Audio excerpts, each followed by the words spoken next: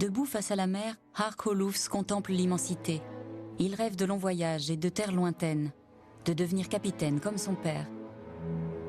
À 12 ans, il va débuter comme mousse sur le navire paternel. Nous sommes en 1720 dans la mer des Wadden sur la petite île d'Amrum qui fait alors encore partie du royaume du Danemark. Le jeune Hark ne sait pas encore que ses rêves d'ailleurs ne vont pas tarder à se réaliser. Hark Olufs appartenait à une famille de marins, son père était capitaine. Dans son entourage proche, tout le monde travaillait dans la marine.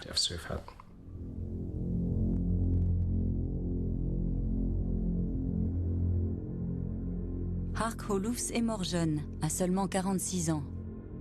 Sa pierre tombale, qui se dresse encore dans le cimetière de la petite ville de Nebel, est tout à fait particulière. Elle retrace quelques-uns des épisodes étonnants de sa vie. Ça, c'est l'Espoir, le navire sur lequel Hark Olufs a embarqué à l'âge de 12 ans. Quand il a eu 16 ans, l'Espoir a été capturé dans la Manche. De là, il a été remorqué jusqu'à Alger. Car n'oublions pas qu'à l'époque, les pirates turcs contrôlaient la Méditerranée.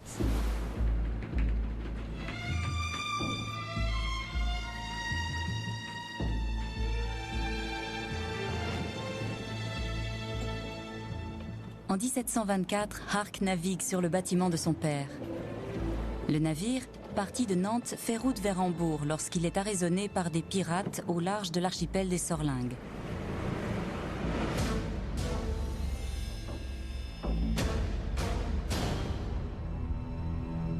L'équipage est fait prisonnier et transporté à Alger. Hark et ses compagnons d'infortune partagent le sort de près d'1 million d'Européens qui ont fini comme esclaves en Afrique du Nord entre les années 1500 et 1830.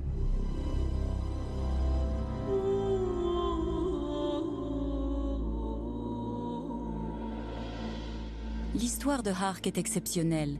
D'abord parce qu'il va survivre à sa mésaventure, mais aussi et surtout parce que l'ancien mousse ne devient pas un esclave comme les autres.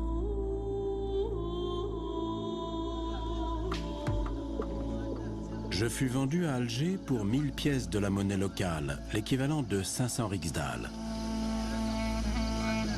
Le lendemain, mon acheteur me vendit à un autre homme et empocha 100 pièces de bénéfice.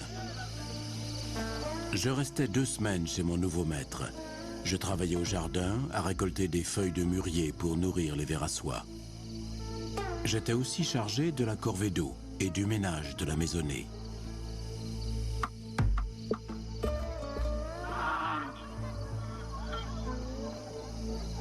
Le jeune Hark Olufs et les prisonniers originaires d'Amrum se retrouvent à Alger, qui, en 1724, est déjà une grande ville. Toute la ville prospère grâce à la piraterie, à la capture des navires, mais aussi aux raids menés sur les côtes étrangères. Les pirates pillent des villages en Espagne et en Italie, et ils rapportent énormément d'argent. C'est alors qu'un marchand qui cherchait des esclaves pour le bey de Constantine arriva à Alger. Dès qu'il me vit, il voulut m'acheter. Mon maître me vendit au prix de 900 riksdal.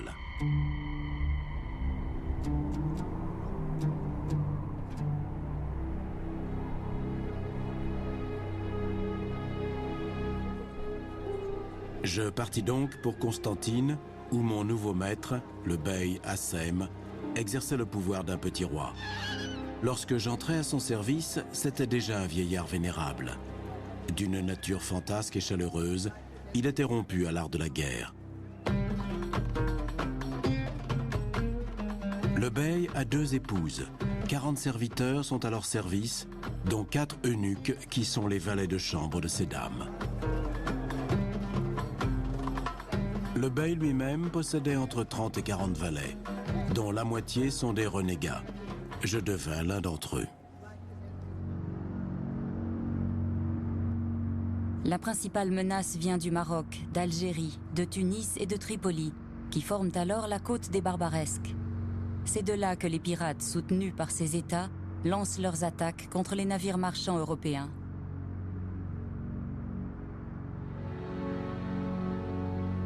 Durant 3 siècles, 1 million d'Européens vont être vendus comme esclaves en Afrique du Nord. C'est aujourd'hui une page oubliée de l'histoire. Beaucoup meurent en captivité, comme galériens ou domestiques. Seuls quelques-uns parviennent à rentrer chez eux, comme Hark Olufs. Leur récit nous ouvre une fenêtre sur leur vécu et sur la culture barbaresque. Que les pirates s'emparent du navire, de sa cargaison et de son équipage, c'était une chose. Mais leur but n'était pas de garder tous ces prisonniers en Afrique du Nord. On les autorisait à envoyer des messages à leurs familles. L'idée, c'était de les renvoyer chez eux moyennant le paiement d'une rançon.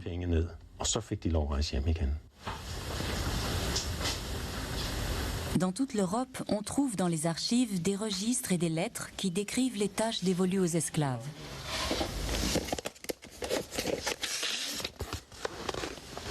Voyons voir ces lettres. En voici une. Parmi les archives, Éric Goebel a découvert un document exceptionnel par sa rareté. Cette lettre a été écrite à Alger le 10 janvier 1710. Elle est en danois. L'écriture n'est pas très belle, mais ce qu'il faut voir, c'est ceci.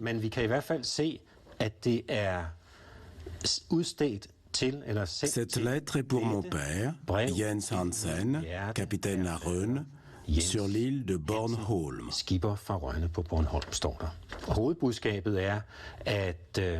C'est un jeune homme qui a été fait prisonnier dans le détroit de Gibraltar. Il s'est retrouvé esclave à Alger et il est au plus mal. Il demande à sa famille d'envoyer de l'argent pour racheter sa liberté.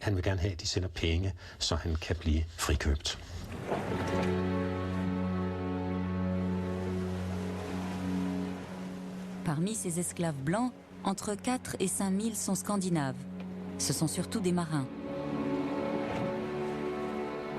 En mars 1747, le Fru Alida quitte Bergen avec une cargaison de poissons séchés. Tout comme Amrum, la Norvège fait alors aussi partie de la couronne danoise. Le navire fait route vers l'Espagne et doit emprunter le détroit de Gibraltar.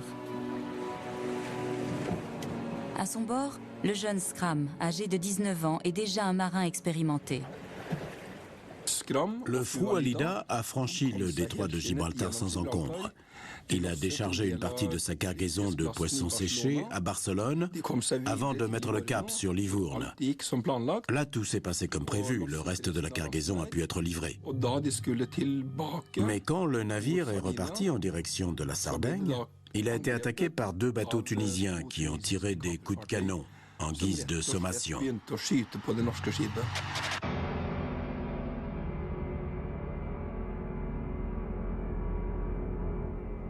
Ils ont tiré une bordée de canons pour nous obliger à mettre en panne et à les attendre, raconte Skram dans son récit.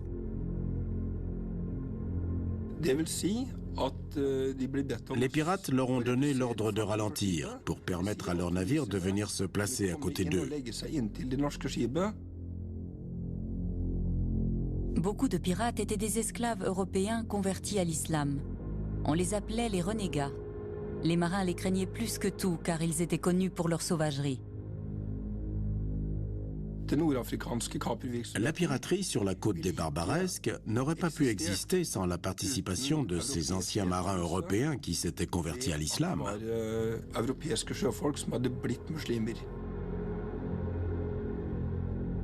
En Afrique du Nord, la piraterie est autorisée par les gouvernements locaux.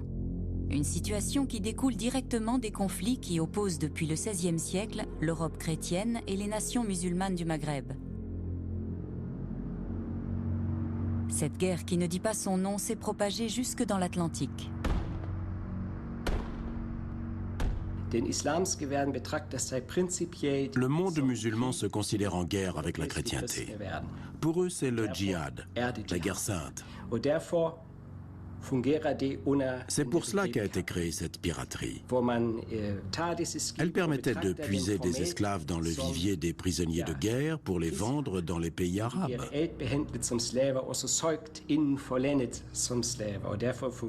De notre point de vue, ces captifs étaient plus des esclaves que des prisonniers à cause de la façon dont ils étaient traités.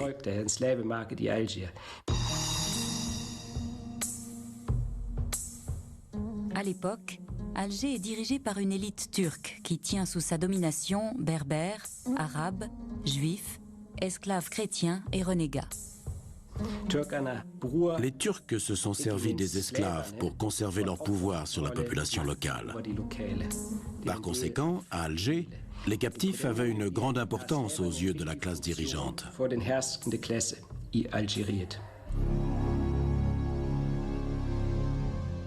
Les esclaves sont exhibés, choisis et vendus au marché. Ceux qui sont envoyés aux galères sont de loin les plus à plaindre. Cela équivaut à une condamnation à mort.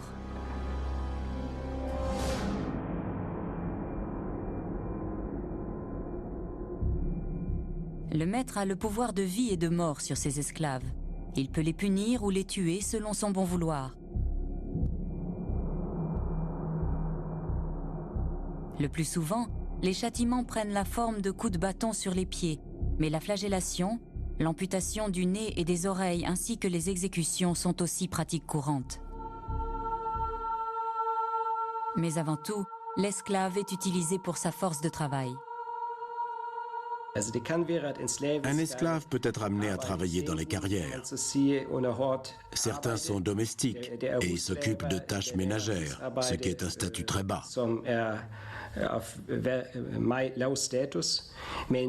Mais d'autres occupent aussi des postes administratifs, dans l'armée par exemple.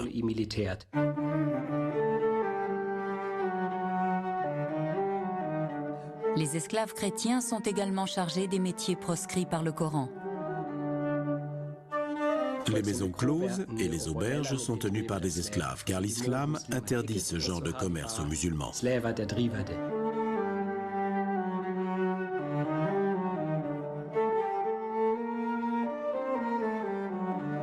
Le bey est le gouverneur turc de Constantine. C'est aussi le nouveau maître de Hark Holoufs qui l'a choisi pour ses capacités. Le bey achète de jeunes esclaves chrétiens et les entraîne pour se constituer une garde d'élite. Hark Holoufs va faire partie de cette milice.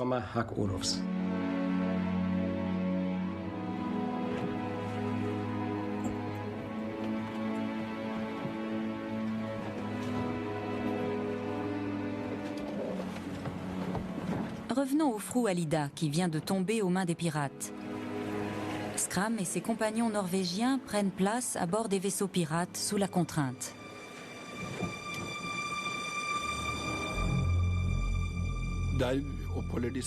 Ils vont passer 5 jours à bord.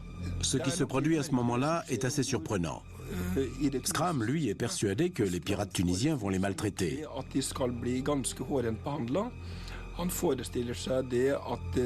Il s'attend à ce que ses compagnons et lui soient battus. Mais, comme il l'écrit plus tard, ils sont traités par des musulmans bien intentionnés à leur égard et modérés dans leurs actes.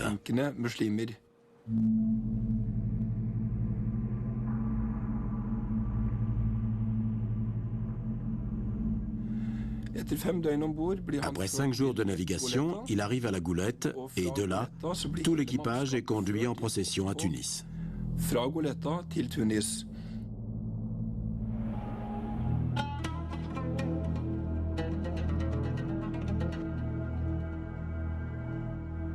À l'époque, Tunis est un marché aux esclaves plus petit qu'Alger.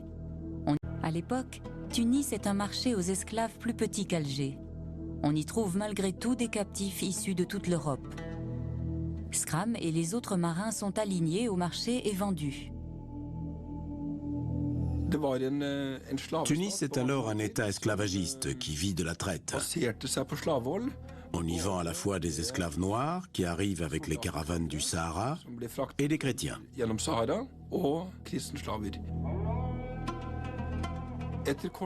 Au bout de quelques jours, l'équipage est conduit au palais du Bey, qui se trouve à Bardo, à quelques kilomètres de la Médina de Tunis. C'est en quelque sorte la résidence du gouverneur. On y trouve une société en miniature, un petit Versailles. Il y a des harems, des bains turcs, des échoppes. Les 9 plus jeunes membres d'équipage sont désignés pour être serviteurs à la cour du Bey.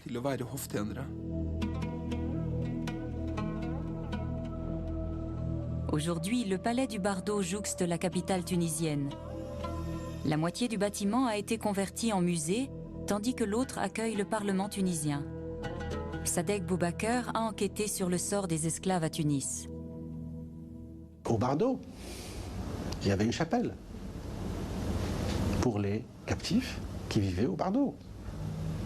Il y a eu au début du XIXe siècle quelqu'un qui vivait au Bardo et qui était pratiquement ministre des Affaires étrangères. Oui, du Bey. Les autres ont été envoyés à Tunis pour y travailler. Ils étaient logés dans des quartiers spéciaux avec des captifs d'autres nationalités. Ils étaient employés à la construction des remparts et devaient charrier des pierres. Leur travail était bien plus pénible. Physiquement, c'était très dur. Ils n'étaient pas habitués au climat, à la chaleur, aux maladies.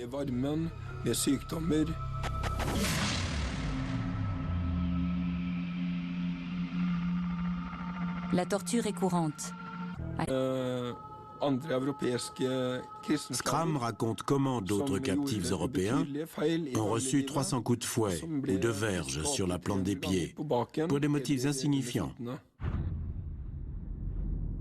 Toute tentative de fuite était punie de mort. Beaucoup d'esclaves ont terriblement souffert.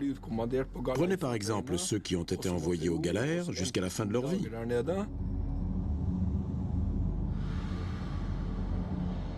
Les traces de la présence d'esclaves blancs en Afrique du Nord sont peu nombreuses.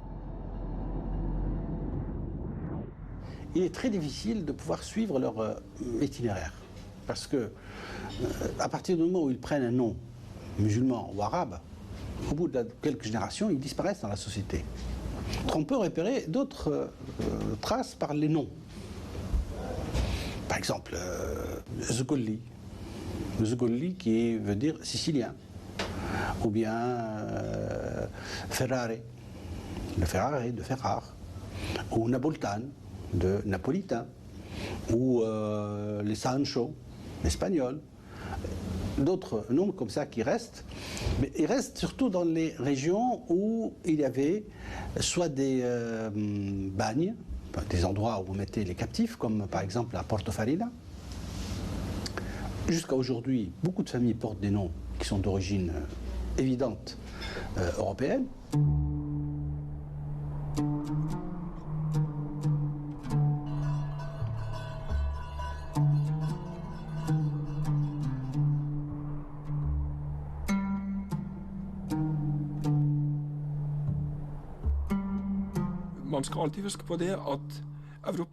Il faut bien garder à l'esprit que les Européens qui se convertissaient à l'islam, à Tunis et dans le reste de l'Afrique du Nord, vivaient bien mieux en tant que musulmans que les prisonniers musulmans qui s'étaient convertis au christianisme en Europe.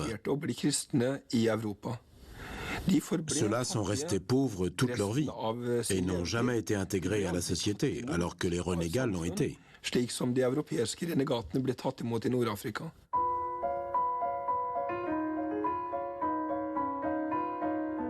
Hark Holoufs débute comme valet.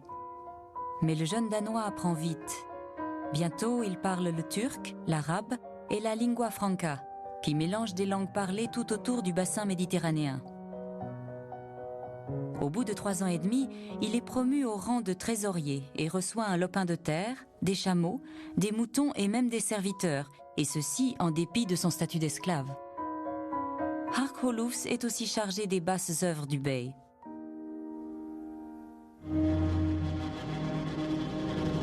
Sur les ordres de mon maître, j'ai assassiné bien des gens.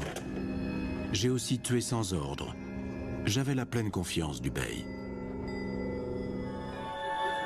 Mon maître se faisait vieux et il préférait que je me charge de ses missions.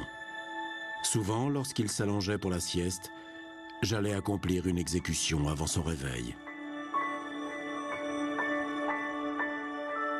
Parmi ceux que j'ai tués sur ses ordres, je me souviens particulièrement de 2 maçons. À 2 reprises, mon maître eut l'idée de cacher dans les murs d'une tour une forte somme en ducats. J'avais l'ordre, une fois le maçon payé pour sa peine, de lui rompre le cou au moment où nous redescendions de la tour. Ce que je fis, contraint et forcé, pour préserver ma propre vie.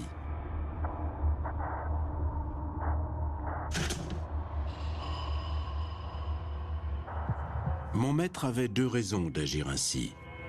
D'abord, il voulait être sûr que l'emplacement du trésor resterait secret. Ensuite, les Turcs croyaient que l'esprit de l'homme assassiné gardait les lieux, empêchant quiconque, à part son propriétaire, de mettre la main sur le trésor. Pour ce genre de mission, on ne pouvait pas utiliser les gens du coin.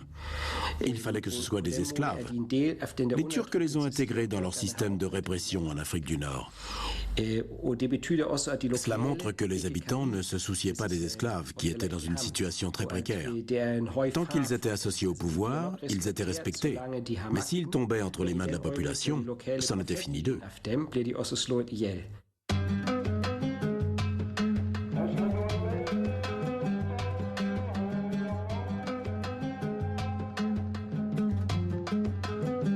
En 1732, Hark Holoufs accompagne le bey lors du pèlerinage à la Mecque.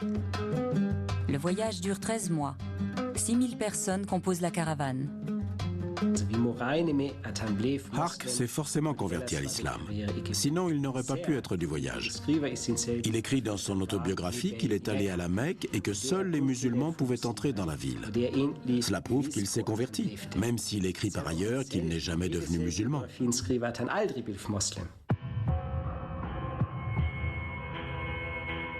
1732 est aussi l'année où Hark Holoufs est promu Aga Eteira, autrement dit, commandant de la cavalerie. Il a atteint le sommet de l'échelle sociale pour un esclave. Je prépare un jour à une bataille. L'ennemi opta pour la fuite. Alors que ma troupe poursuivait les fuyards dans un défilé, elle fut prise dans une embuscade. Beaucoup des nôtres tombèrent sous les balles. Mon cheval fut tué sous moi et je fus fait prisonnier. L'un de mes serviteurs, auquel j'étais très attaché, fut poignardé à mort sous mes yeux. Alors que je nous croyais perdus, l'ennemi décida d'épargner 15 d'entre nous, dont moi, dans l'espoir d'obtenir une rançon.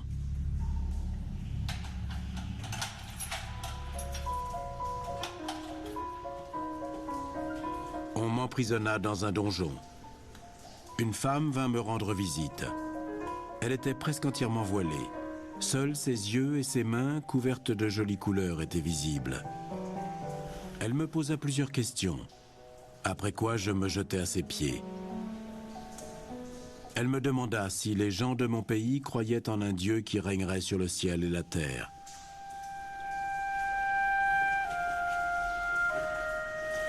Je découvris bientôt que ce n'était pas uniquement la religion chrétienne qui l'intéressait.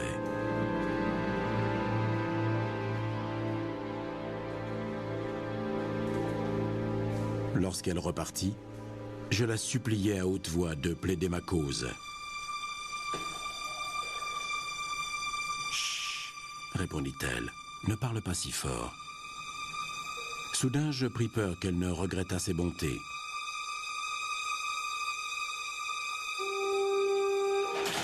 Mais quelques heures plus tard, un forgeron vint défaire mes entraves.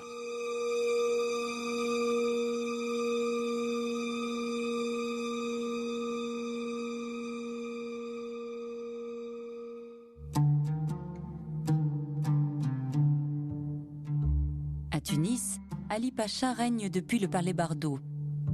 C'est ici que Skram, le marin norvégien, entre au service de son fils.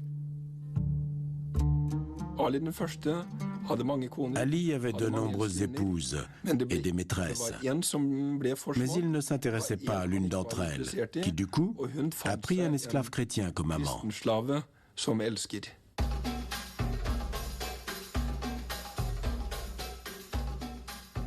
Bien que le Coran édicte des règles strictes, les pratiques sexuelles en Afrique du Nord sont beaucoup plus libérales que dans l'Europe chrétienne. En Afrique du Nord, les homosexuels n'étaient pas persécutés, alors qu'en Europe, ils étaient brûlés ou soumis à des châtiments corporels. Ils risquaient aussi la prison à vie.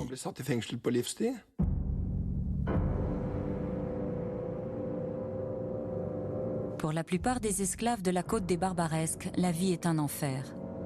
Seule une poignée d'entre eux parvient à rentrer dans son pays. Pour Scram, en revanche, les choses sont bien différentes, car il est serviteur royal. Malgré sa capture en Méditerranée et malgré son statut d'esclave, la vie à Tunis était un paradis pour lui.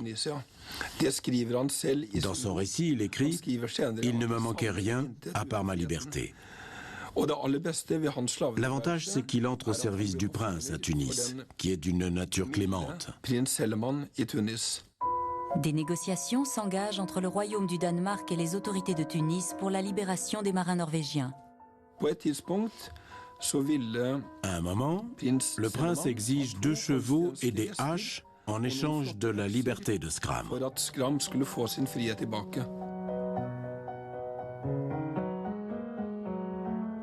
Au musée royal de l'Arsenal, à Copenhague, on trouve la trace des présents envoyés dans les États barbaresques pour gagner la faveur des négociateurs et protéger les navires danois et norvégiens des attaques.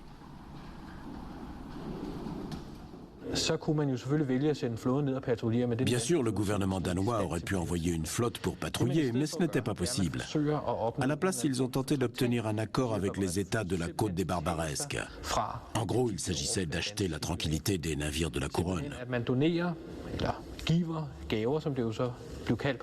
Ils ont donc envoyé des cadeaux, des présents, comme ils disaient, à l'attention des dirigeants. Des cadeaux au prince, mais aussi du matériel, comme des armes ou des cordages qui faisaient défaut à ces pays.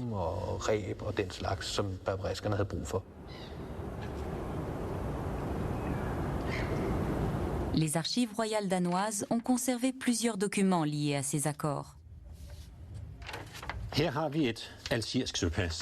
Voici un sauf-conduit algérien. Nous n'avons que la partie danoise. Comme vous le voyez, il en manque une partie. C'est un document que le capitaine danois emportait avec lui. Ce sauf-conduit date de 1838. On est déjà quasiment à la fin de l'existence de ce système. Le vaisseau concerné est le Magdalene, immatriculé à Copenhague.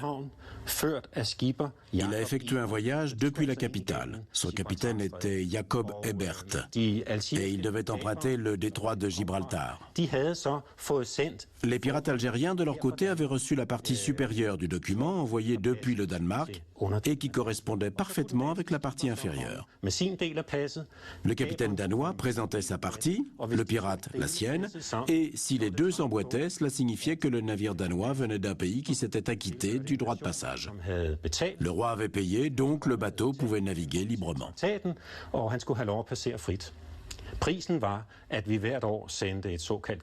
Le tribut annuel consistait en une cargaison de poudre et de boulets, de faucons d'Islande, de cornes de narval et d'autres produits du Nord.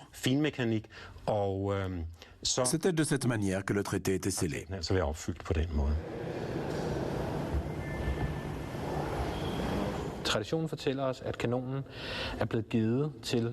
On raconte que ce canon a été offert à un prince barbaresque qui l'a par la suite renvoyé au roi du Danemark.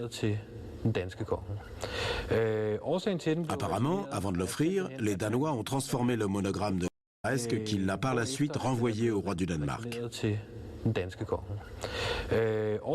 Apparemment, avant de l'offrir, les Danois ont transformé le monogramme de Christian VI en un croissant de lune.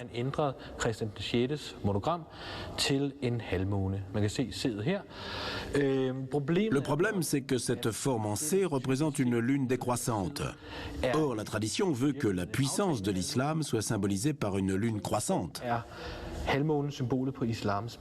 Le dernier quartier de la Lune, c'est l'image d'un islam sur le déclin.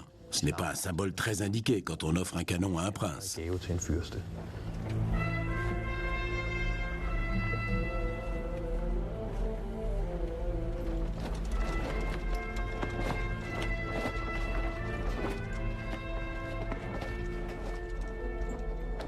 Mais les traités ne suffisent pas.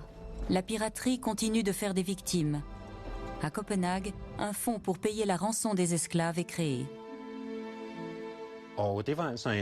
C'était une sorte de caisse d'assurance à laquelle tous les armateurs devaient contribuer.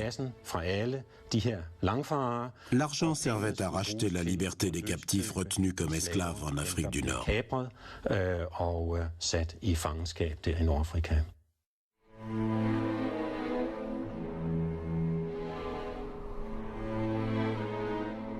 Bien loin des rivages de la Méditerranée, sur la petite île d'Amrum, Oluf Jensen, le père de Hark, tente pendant 10 longues années de réunir la rançon de son fils. Le fonds de soutien créé à Copenhague lui a refusé toute aide financière, au motif que le navire de Hark battait pavillon hambourgeois lorsqu'il a été pris. En plus de ses économies, Oluf Jensen doit emprunter 800 marks. Il envoie l'argent de la rançon en Algérie pour racheter la liberté de son fils. Mais c'est un autre homme qui est libéré, car il porte le même nom. Alors, quand le père se rend à Hambourg, c'est pour rencontrer un inconnu, qui est bien sûr ravi que quelqu'un ait payé sa rançon. Cette confusion sur le nom des prisonniers empêche Hark Olufs de dire adieu à Constantine.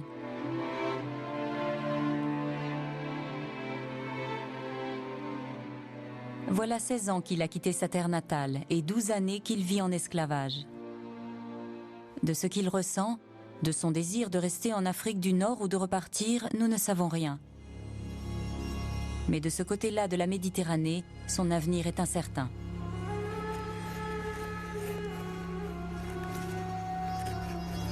Lorsque mon maître atteignit 95 ans, sa santé déclina. Chaque jour, je tremblais qu'il ne meure, car mon sort était lié au sien.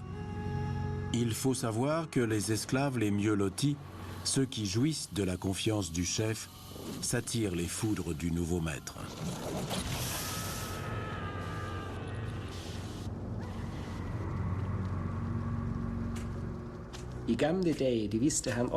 À l'époque, il était tout à fait courant, lorsqu'un bey était remplacé, et cela arrivait souvent, que tout son entourage militaire et administratif soit purement et simplement éliminé, parce que le nouveau dirigeant n'avait plus besoin d'eux.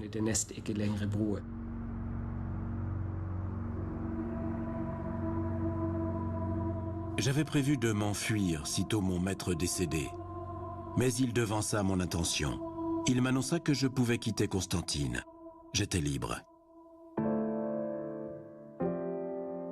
Avant de partir, j'allais le voir, je l'embrassai et lui dis « Effendi, je vous remercie pour le pain et le sel que vous m'avez donnés au cours de ces 12 années. Je vous supplie de me pardonner les erreurs que j'ai commises. » Mon maître me répondit « Je vous remercie, capitaine, pour vos services. Et si je vous ai offensé, je vous demande pardon. » Je tombai à ses genoux. Mais le vieil homme me releva. Les larmes inondaient son visage. Il mit sa main sur ma tête et dit « Que Dieu t'accompagne. Garde-toi des boissons fortes, des femmes et des juifs d'Alger. Qu'ils ne te soutirent pas tout ton argent. » Hark rentre chez lui au terme d'un voyage long et difficile. Il passe par Marseille, Lyon, Paris et Hambourg. Enfin, en 1736, Hark retrouve son île natale. Le piétisme luthérien s'est développé au Danemark, ainsi que la pratique de la confirmation. Lorsqu'il a quitté Amrum, il n'avait pas accompli sa confirmation. Ça n'existait pas. Mais là, pour la première fois sur l'île, une confirmation va être célébrée pour réintégrer Hark Olufs dans la communauté chrétienne. En parallèle, il doit verser une forte somme à l'Église pour les réparations des lieux consacrés et le denier du culte. À la différence de Hark Olufs, dont la famille a réuni l'argent de la rançon au prix d'énormes sacrifices, le marin Skram est libéré au bout de 3 ans de captivité grâce au fonds danois d'aide aux captifs. Le jeune Norvégien avait pris la mer depuis le port de Bergen, qui appartenait alors à la couronne danoise. Au terme de longues négociations, le fonds danois d'aide aux esclaves, créé à Copenhague, a réussi à faire libérer l'équipage du Fru Alida. Le fonds a envoyé de l'argent depuis la capitale danoise à Tunis via des intermédiaires basés en Europe et il a été remis à la famille royale tunisienne. En 1750, Scram embarque à la Goulette, le port où il était arrivé les fers aux pieds. Depuis Livourne, il entame un périple jusqu'à Amsterdam, à pied. De là, il prend un navire pour Copenhague.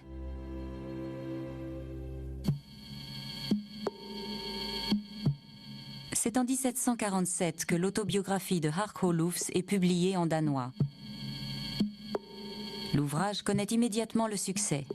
Il est traduit en allemand. Son autobiographie a intégré le patrimoine chrétien.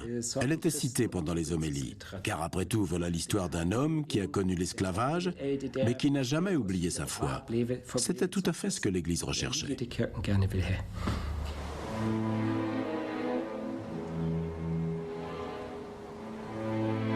Au fil du temps, l'aventure de Hark Olufs a sombré dans l'oubli, mais pas sur l'île d'Amrum. Ici, l'enfant du pays reste un personnage mythique.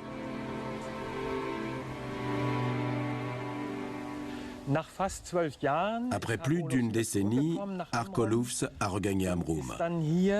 Il est arrivé dans son uniforme de commandant, dont nous voyons ici quelques éléments. Il était très riche. Le bey lui avait donné beaucoup d'argent. Lorsqu'il a retrouvé sa terre natale, il avait 28 ans. Il est tombé amoureux d'une jeune femme qui était déjà fiancée. Mais comme Hark disposait d'une jolie fortune, les fiançailles ont pu être rompues.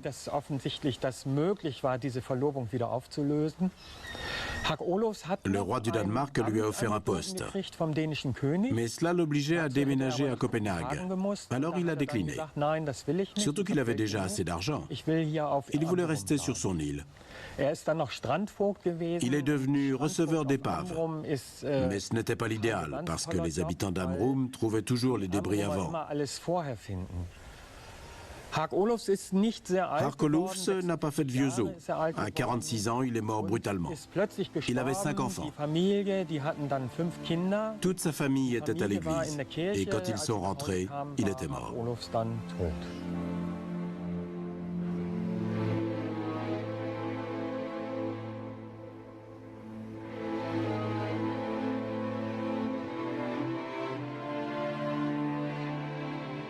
Presque.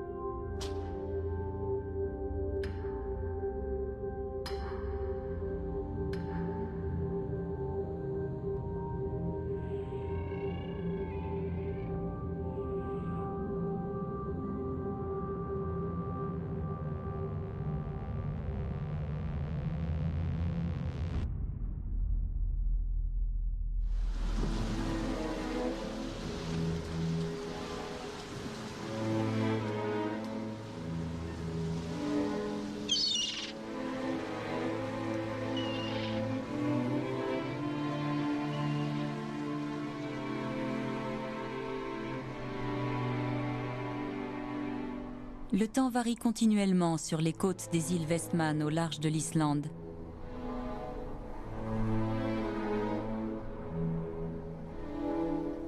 C'est un jour d'été de l'an 1627. Gudridur, une jeune femme de 29 ans, est seule chez elle avec son fils. Son mari est en mer. Gudridur est la femme d'un pêcheur des îles Westman.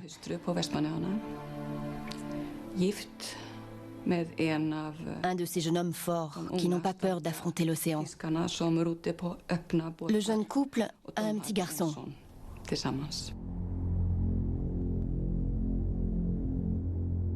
Ce jour reste à jamais gravé dans la mémoire des habitants de ces îles. Il scelle le sort de Gudridur Simonardottir.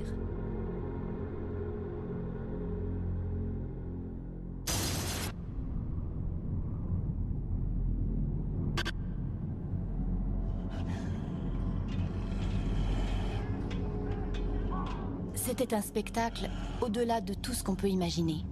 Une armée d'hommes a déferlé sur l'île. Ils ont tout pillé et saccagé. Ils brandissaient des épées et des pistolets. Les coups de feu déchiraient l'air. Ils hurlaient comme des loups. C'était horrible.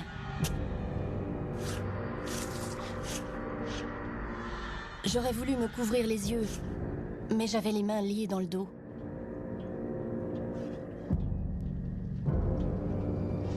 Ils ont tranché la tête d'un voisin juste devant moi. Sa femme s'est jetée sur lui en hurlant et s'est évanouie sur son corps sans vie. Ils l'ont traîné comme une vulgaire carcasse. Ils ont débité le mort en morceaux, comme un boucher découpe un mouton.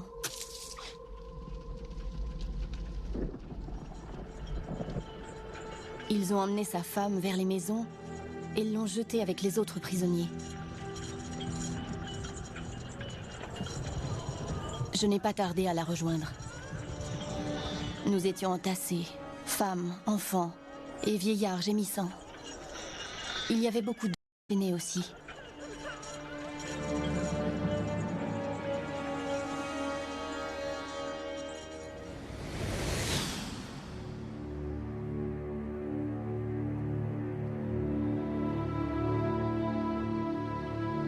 Quatre navires de corsaires nord-africains attaquent divers points de l'Islande. Grindavik et Bessastaðir sont pris d'assaut.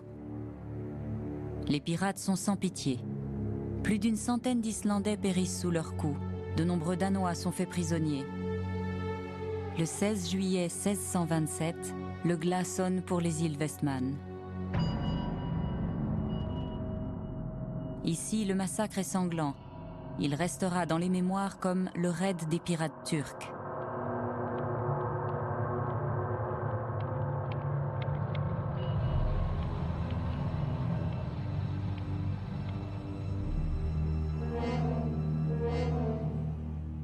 Les pirates moyen-orientaux semblent bien connaître les lieux.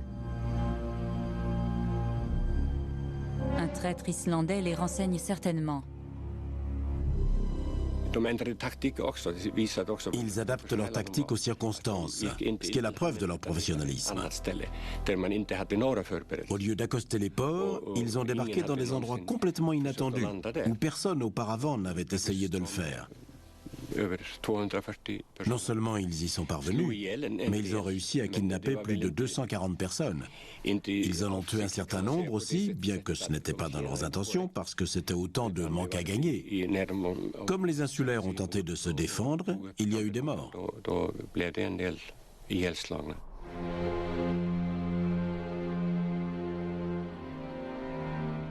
Quelques Danois résidaient dans les îles Westman à cette époque. Seul le capitaine danois et son entourage ont réussi à en réchapper. Ils ont rejoint l'Islande, où ils ont rapporté toute l'histoire aux autorités, représentées par Klaus Eyjolfsson. Ce dernier s'est aussitôt rendu sur place. Mais il n'a pu que constater l'étendue du carnage, les maisons brûlées et les morts. Il s'est entretenu avec les survivants.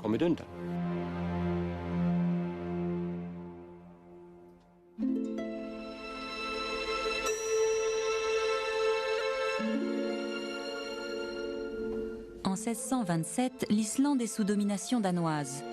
Mais le roi Christian IV est engagé dans la guerre de 30 ans qui bat son plein. Christian IV était au combat, sur le front allemand. Son importante flotte était bloquée dans la Baltique.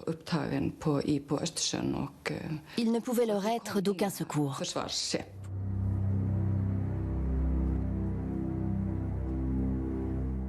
Les pirates nord-africains ont le soutien de leur gouvernement.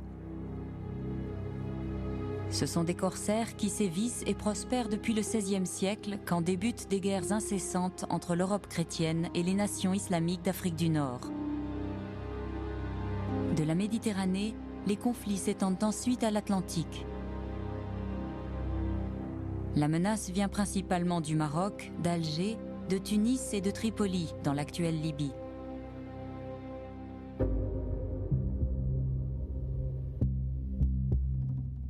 L'histoire des pirates turcs et des esclaves blancs tombe dans l'oubli.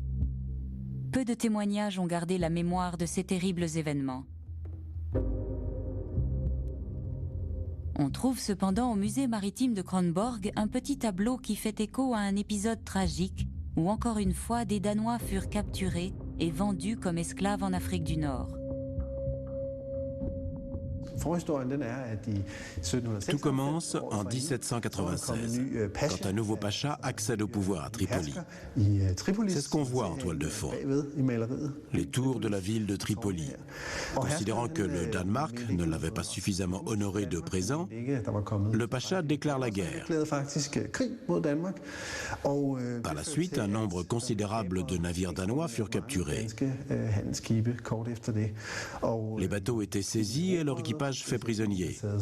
Les hommes étaient ensuite vendus à Tripoli comme esclaves. Bien entendu, c'était une situation inacceptable pour le Danemark, qui renforça ses positions militaires en Méditerranée. Le commandeur Stein Andersen Bille et sa frégate Najaden, que l'on voit représentée sur ce tableau, ainsi que d'autres navires de combat, sont déployés en Méditerranée pour mettre la pression sur le pacha.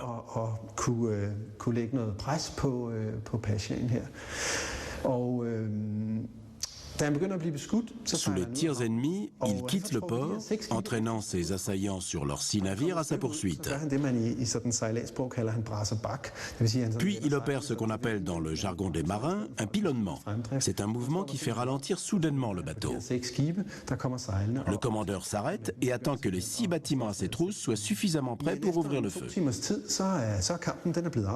En 2 heures, l'issue de la bataille est décidée. Les 6 bateaux corsaires sont sévèrement endommagés. On voit les trous dans leurs voiles. La modeste flotte danoise reste au large de Tripoli et bloque l'accès du port pendant un certain temps. Des négociations sont entreprises entre le pacha et les consuls danois et britanniques. Elles donnent lieu quelques jours plus tard à la ratification d'un traité permettant aux navires danois de voguer dans ces eaux en toute sécurité. Les Danois obtiennent également une réduction des droits annuels de passage. De nombreux marins danois faits prisonniers sont relâchés.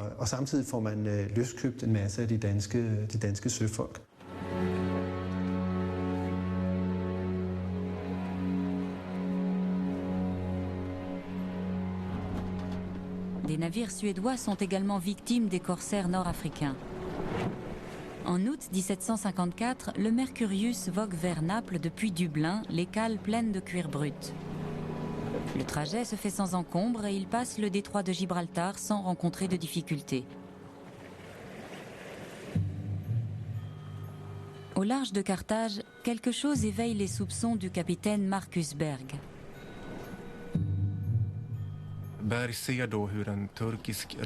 Berg aperçoit des galères turques qui s'approchent rapidement par l'arrière. L'un des membres de l'équipage leur crie qu'ils sont des amis d'Alger. La Suède et l'Algérie avaient en effet signé un traité de paix. Les Turcs demandent s'ils peuvent accoster pour se ravitailler en eau. Berg refuse. Il n'a pas confiance. Les Turcs pointent alors leurs canons vers le Mercurius.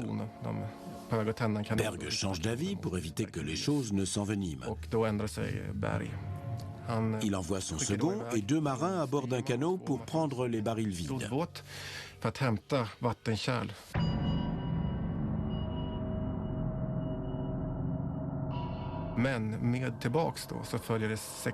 Quand ces hommes reviennent, 6 morts, comme ils les appellent, les accompagnent. Une fois à bord, les morts attaquent Berg et son équipage.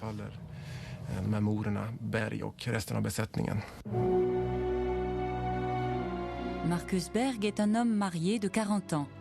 Sa famille vit à Stockholm.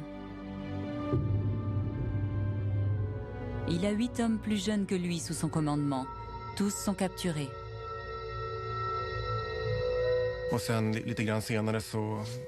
Une fois maître à bord du Mercurius, les corsaires le pillent et se partagent les possessions et les vêtements de l'équipage.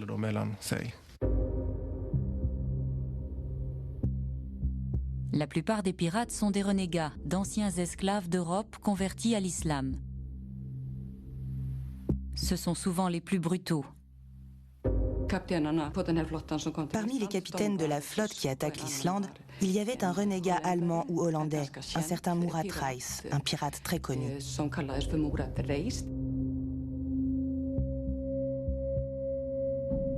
Entre les années 1500 et 1830, 1 million d'Européens finissent esclaves en Afrique du Nord. Ce sont en majorité des marins ou des passagers de navires pillés, mais il y a aussi des habitants d'endroits isolés et vulnérables, comme les îles Westman. La piraterie n'était pas un phénomène inconnu en Islande. Les gens savaient qu'il y avait des pirates nord-africains qui s'aventuraient dans les mers du Nord pour prendre des otages. Ils connaissaient leur méthode, mais ils ne devaient pas se rendre compte des proportions que cela pouvait prendre. «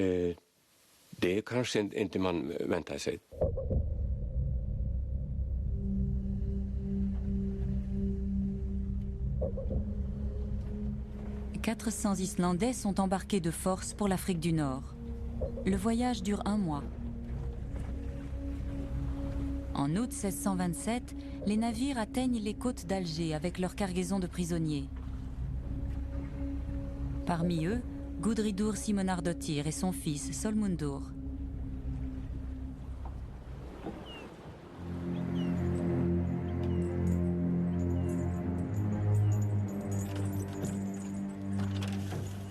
Sur les bateaux, les pirates ont commencé à mettre des chaînes aux prisonniers. Les femmes d'un côté, les hommes de l'autre. Les hommes aussi étaient enchaînés. Ma voisine, Anna, s'est mise à sangloter dans le groupe des femmes. Une fois tout le monde bien attaché, ils nous ont fait descendre dans des chaloupes. Nous étions debout, serrés les uns contre les autres. Nous avions peur et nous avions chaud dans nos vêtements épais. Les enfants étaient enchaînés avec nous. Anna fut la dernière à monter à bord. Elle ne pleurait plus, mais ses yeux étaient rouges et gonflés.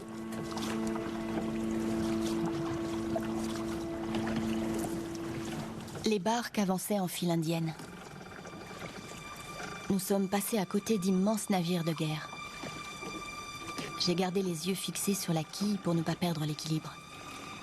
Solmundur s'est écrié « Maman, regarde ces hommes en l'air !» Nous avons levé les yeux. Il y avait 5 hommes pendus à la vergue d'un navire très luxueux avec un lion doré à la poupe. Des coups de feu ont retenti. Les cordes ont cédé et les hommes sont tombés dans la mer. Nous étions saisis d'effroi.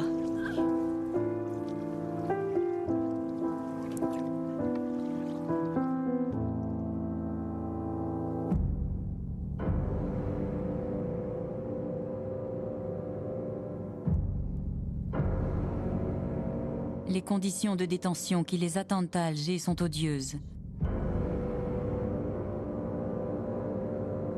La chaleur est accablante. 31 Islandais meurent de maladies diverses en 1 mois.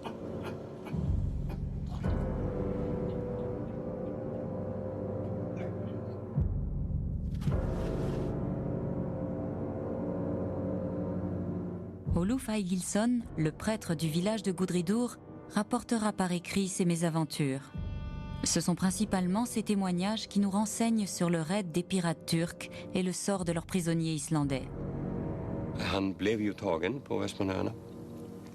Il a été capturé sur les îles Westman et il a décrit les événements de son propre point de vue, ce qui est très précieux pour nous. C'est avant tout un chrétien. Il a essayé de comprendre pourquoi cela est arrivé. Et pour le croyant qu'il était, ce ne pouvait être qu'un châtiment de Dieu. Il dit également que les Turcs, ou musulmans comme il les appelait tous, étaient doux avec les enfants. Il jouait même avec. Une femme avait accouché pendant la traversée et il l'avait bien traitée. Il les décrit comme étant civilisés par bien des côtés.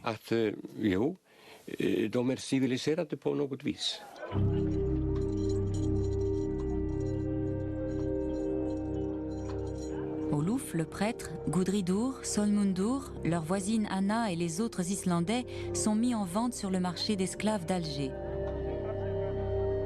Les hommes et les femmes séparément.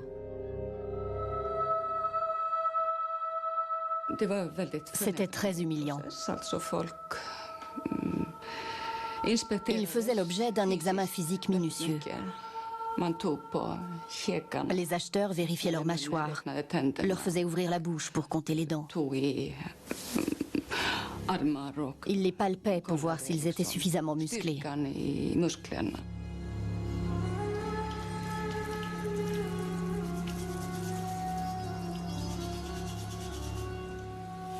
L'homme à la barbe sombre a fait venir les esclaves femmes. Elles sont entrées dans le bain et m'ont lavé le corps tout entier.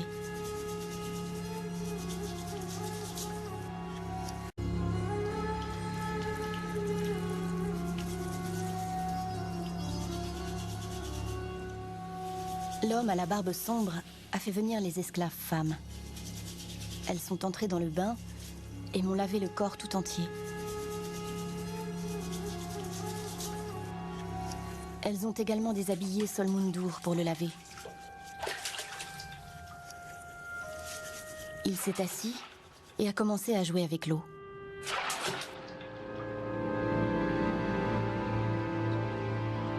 Puis, nous avons été amenés devant l'homme à la barbe sombre. Un homme distingué était assis à ses côtés. J'étais morte de honte. Il m'a palpé le cou et la gorge, a tâté mon dos avec 2 doigts. Il m'a pincé les bras avec rudesse pour vérifier l'état de mes muscles. Puis il a vérifié mes cuisses et mes mollets. Il a examiné mes seins, mon ventre et mon sexe en me pinçant avec 2 doigts.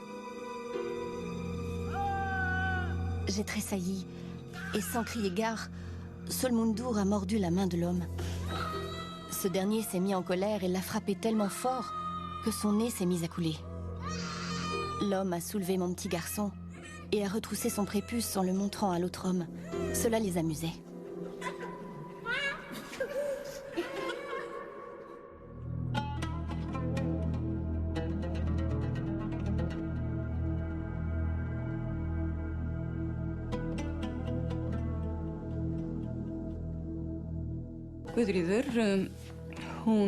Gudridur entre au service d'un bey.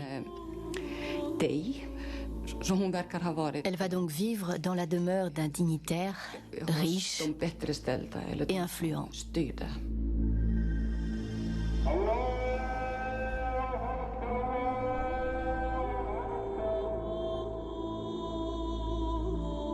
Il reste peu de marchés d'esclaves en Afrique du Nord, mais à la Casbah de Tunis, nous pouvons voir où les esclaves d'Afrique noire et d'Europe étaient vendus jusque dans les années 1850.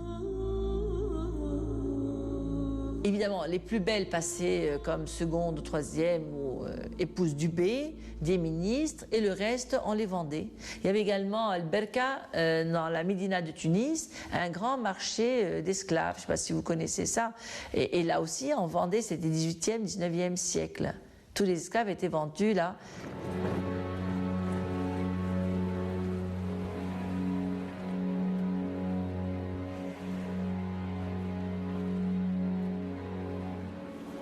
Revenons au sort de Marcus Berg et de son équipage suédois en Méditerranée. Après avoir été capturés par les pirates marocains, le capitaine et ses 8 hommes sont emmenés à Tétouan, un redoutable foyer corsaire.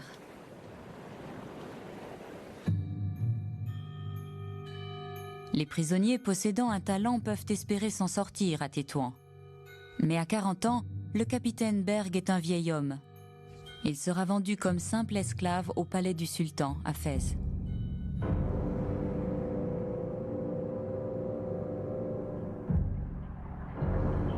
On a plusieurs descriptions des lieux horribles où sont enfermés les esclaves. Nous avons le témoignage écrit d'un prisonnier suédois qui raconte la vie dans ces geôles dans les années 1600. C'était un vaste complexe souterrain construit par les esclaves eux-mêmes.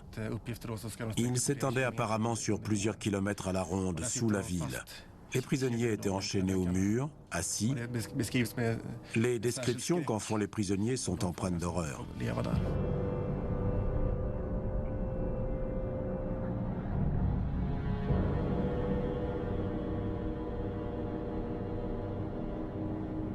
En Tunisie, il y avait beaucoup de bagnes, beaucoup. D'après Jiménez, là, on connaît dans la région, surtout de Bizerte. Hein, à Bizerte, dans les montagnes, il y avait des bagnes. Il y avait également du côté de Portofarina, c'était un grand port.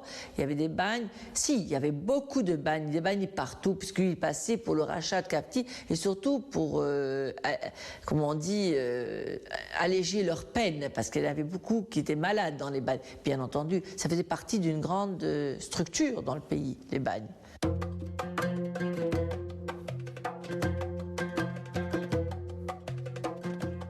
Alors que le capitaine Berg n'est qu'un simple esclave à Fès, Gudridur entre au service d'un riche pacha d'Alger.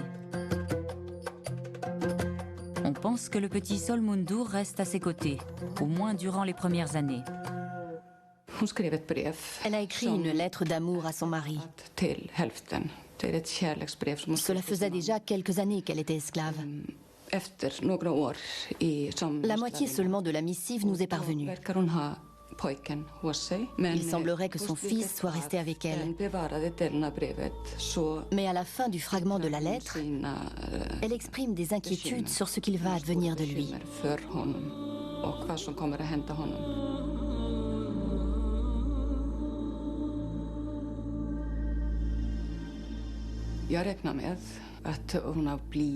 Je pense qu'elle a été abusée sexuellement par le bey ou le pacha, par le maître de maison. En tout cas, c'est très probable.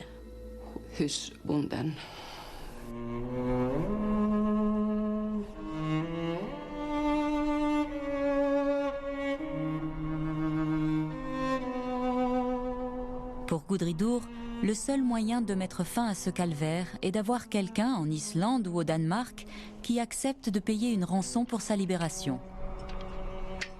Peu de temps après son arrivée à Alger, Oluf Aigilsson, le prêtre, est libéré et envoyé en Europe afin de rassembler la rançon exigée pour ses compatriotes.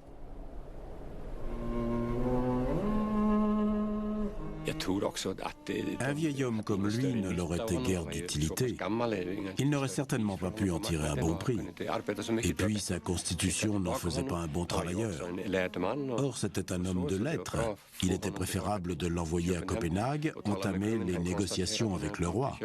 À son arrivée à Copenhague, le prêtre apprend que les caisses royales sont vides. Il est donc très pessimiste quant au sort des esclaves.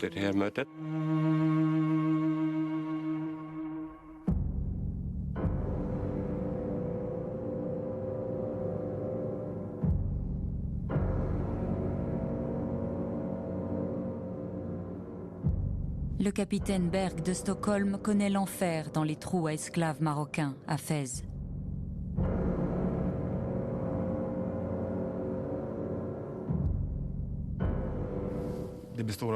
C'est un ensemble de cellules où les prisonniers sont enfermés selon leur nationalité. Les Suédois et les Danois, par exemple, vivent dans les mêmes cellules. Ils dorment à même le sol et sont constamment assaillis par les insectes et la vermine.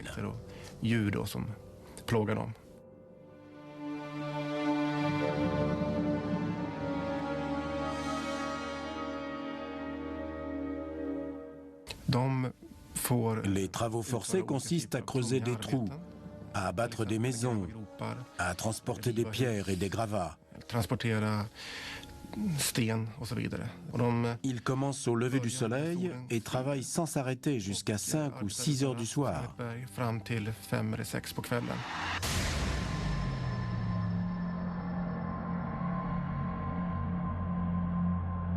Le sultan de Fès, à qui appartiennent tous les esclaves, est un homme au tempérament violent, qui a droit de vie et de mort sur ses gens. Il est très dur avec ses serviteurs, ses gardes et ses messagers. Il lui est arrivé, par exemple, de trancher la gorge d'un messager parce que la nouvelle le contrariait. Parfois, les esclaves sont battus sans raison.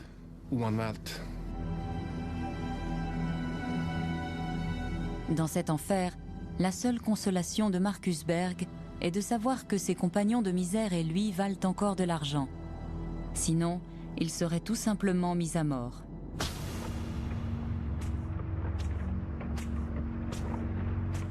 Mais il y a pire que ces geôles souterraines. Les prisonniers dont les pirates savent qu'ils ne tireront aucune rançon sont envoyés aux galères. Cela équivaut à une condamnation à mort. Berg et ses compagnons auraient pu finir sur une galère, mais le sultan devait espérer obtenir une rançon. C'est pour cette raison qu'il les traite relativement bien. Ils ne doivent pas trop dépérir et doivent avoir suffisamment de force pour travailler en attendant. D'une certaine façon, Berg a eu de la chance de débarquer à Fès.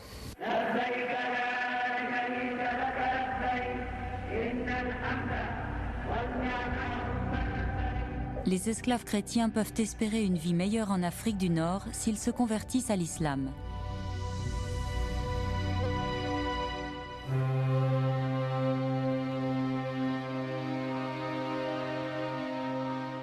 D'après les archives islandaises, Anna, la voisine de Gudridur, adopte la foi musulmane.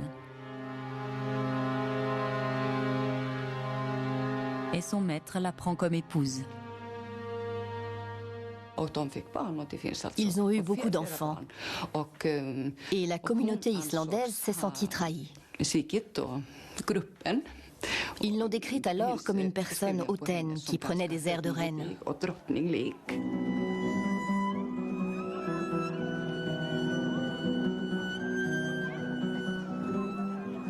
Un jour, sur la place du marché, j'ai heurté une femme. Je me suis écartée, mais elle m'a frappée.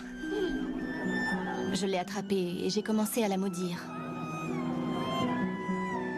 Quand j'ai reconnu mon ancienne voisine et amie.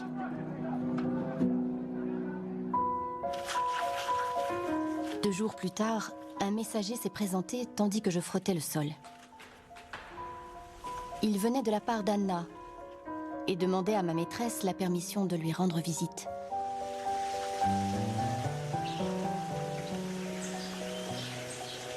Anna, qui avait connu comme moi l'esclavage, était désormais la maîtresse d'une somptueuse demeure.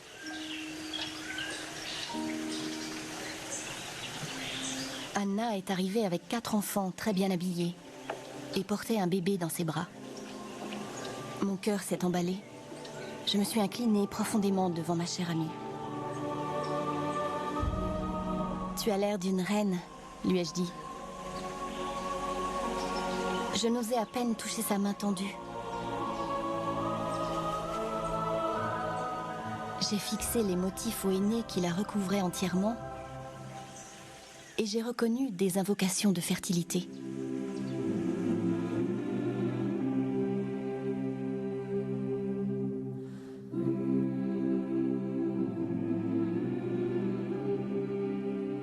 Le fils de Gudridur, Solmundur, est devenu musulman, comme tous les enfants, qu'ils viennent des îles Vestman ou qu'ils soient nés à Alger. Il était tout naturel que les enfants soient intégrés dans leur nouvelle société. Anna s'est intégrée en s'unissant à un musulman, bien qu'elle fût déjà mariée en Islande. Tout comme Gudridur.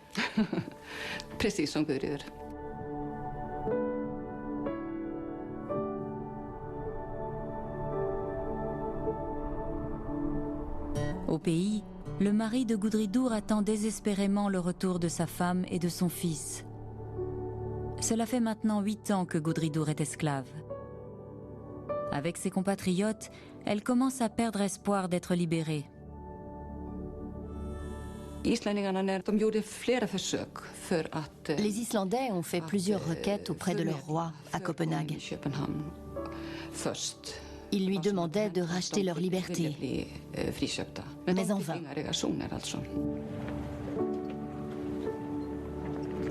Ce n'est que 8 ans après le raid des pirates sur les côtes islandaises que Christian IV envoie un émissaire à Alger racheter les esclaves.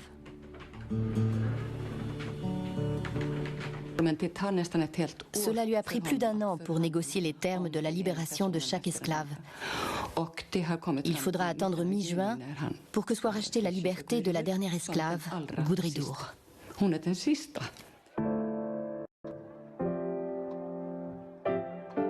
L'envoyé du roi retrouve et rachète la liberté de 50 esclaves danois, norvégiens et islandais pour la plupart.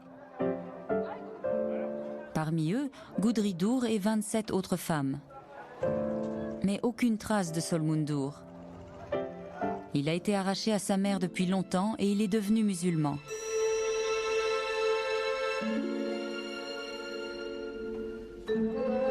En Suède, une libération d'esclaves est négociée dans les années 1750.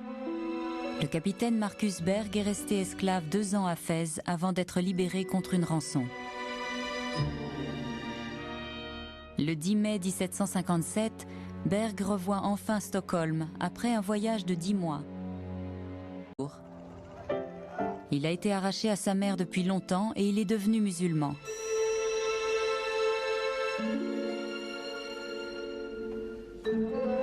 En Suède, une libération d'esclaves est négociée dans les années 1750. Le capitaine Marcus Berg est resté esclave 2 ans à Fès avant d'être libéré contre une rançon. Le 10 mai 1757, Berg revoit enfin Stockholm après un voyage de 10 mois. Sa femme est morte et ses biens confisqués. Berg couche ses mésaventures sur papier. Son récit est publié, mais il tombe aussitôt dans l'oubli. Il meurt à 47 ans, 4 ans seulement après son retour au pays.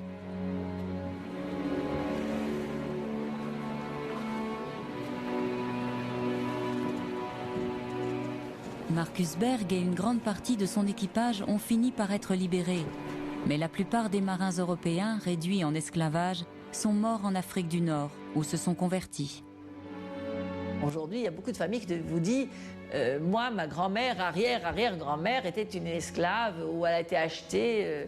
Et ils le savent, oui, certaines familles le savent. Hein, ça, ils savent qu'ils sont descendants d'une Yougoslave ou d'une Turque scandinave. Vous voyez, blonde, aux yeux bleus, très clairs, d'autres brunes, d'autres moyennes. Il y a de tout. À Marrakech, il y avait des quartiers réservés aux esclaves. Cela donnait naissance à une culture d'esclaves. On y trouvait aussi bien des Suédois, des Danois, des Norvégiens, des Anglais, des Espagnols que des Français.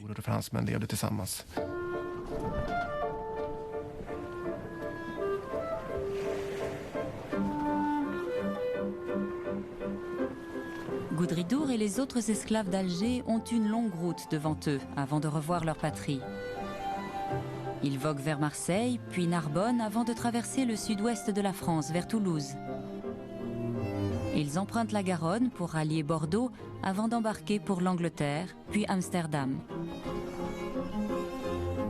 Une fois en Allemagne, à Glückstadt, ils rencontrent le roi du Danemark qui les interroge sur les défenses d'Alger. Ils arrivent finalement à Copenhague à l'automne de l'an 1636.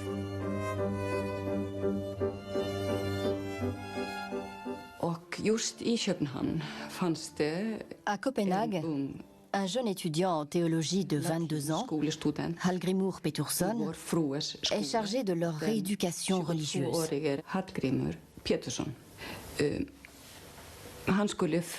Il doit rafraîchir leur foi luthérienne.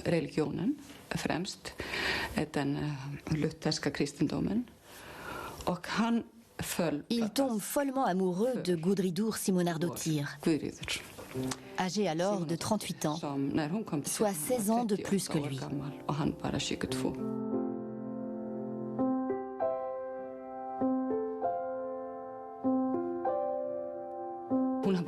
Elle avait beaucoup de charme et elle savait s'y prendre avec les hommes.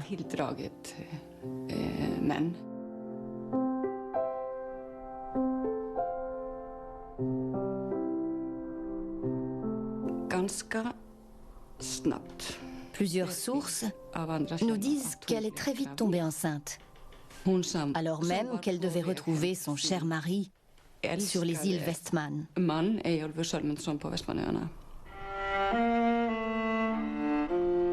Gudridur apprend alors que son mari est mort en mer. Elle se remarie avec Hallgrímur Pétursson. Au printemps, elle se rend en Islande avec lui. Les jeunes époux s'installent sur l'île principale et non aux îles Westman.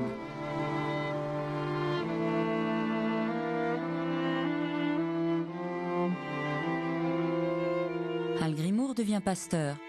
Il entre dans l'histoire comme l'un des plus grands poètes de son temps.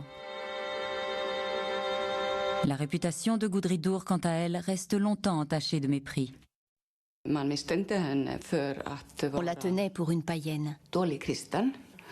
On l'accusait d'avoir abusivement séduit un homme beaucoup plus jeune qu'elle. Les gens étaient méfiants à son égard, ce qui explique le surnom dont on l'avait affublée, Tyrkia Gouda. Tyrkia voulant dire turc.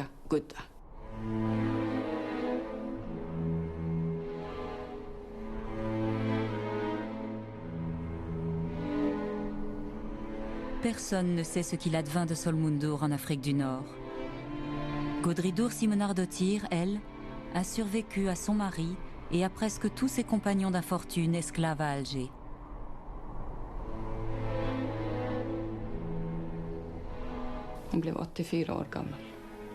Elle a vécu jusqu'à 84 ans. C'était une femme forte, une battante, qui avait des talents remarquables pour la survie.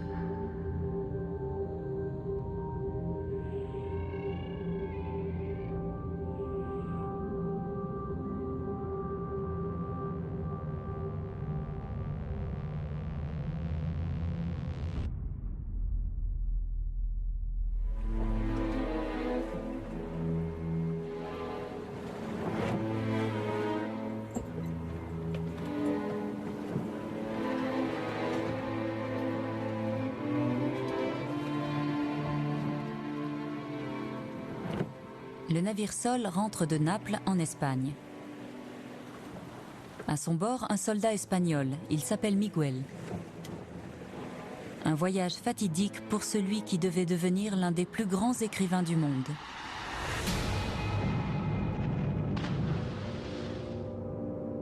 Le 15 septembre 1575, le Sol est attaqué par des pirates nord-africains au large de la Catalogne.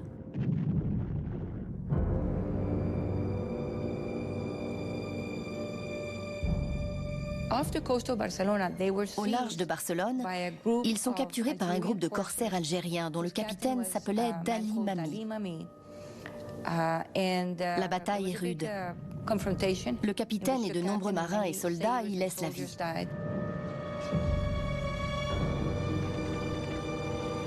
Maria Antonia Garcés est une des spécialistes mondiales de Cervantes.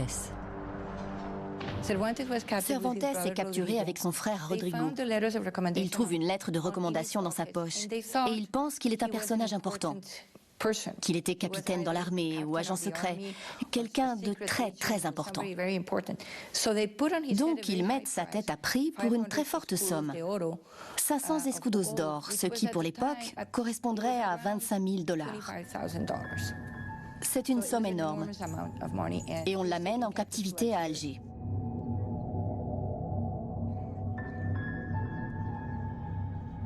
Je passais quelque temps prisonnier dans ce que les Turcs appellent un bagnio. C'est là qu'ils emprisonnaient les chrétiens, les gentilshommes et officiers du roi, et ceux qui avaient des charges publiques dans la ville.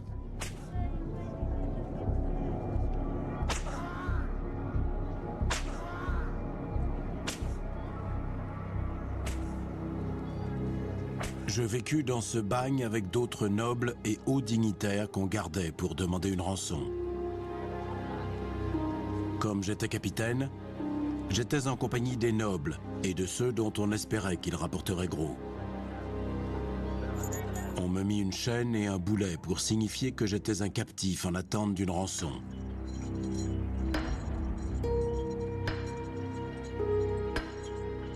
On nous forçait à faire des travaux harassants pour nous pousser à demander cet argent.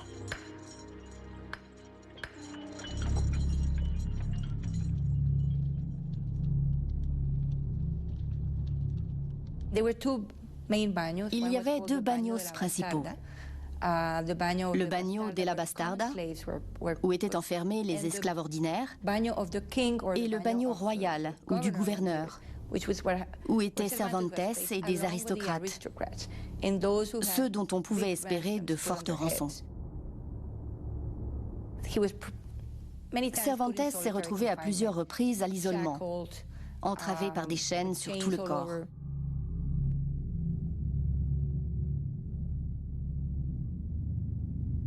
Nous étions nus, tourmentés par la faim. Mais ce qui nous tourmentait le plus, c'était les atrocités quotidiennes commises sur les chrétiens. Tous les jours, quelqu'un était pendu ou fouetté ou se faisait trancher la langue sans véritable raison. Il était clair qu'ils ne le faisaient que pour apaiser leurs pulsions sanguinaires. Il lui est souvent arrivé de voir ses compagnons de captivité torturés.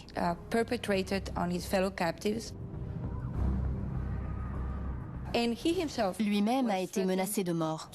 On l'a conduit à une fausse exécution. Le gouverneur, qui s'appelait Hassan Pacha, lui avait annoncé qu'il serait pendu.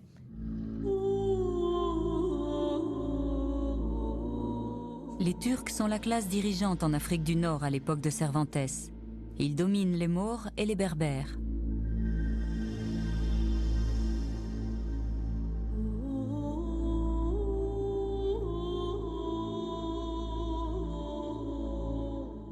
Cervantes se retrouve au niveau le plus bas de la société. C'est un esclave à Alger. Il partage le sort de nombreux Européens en Afrique du Nord.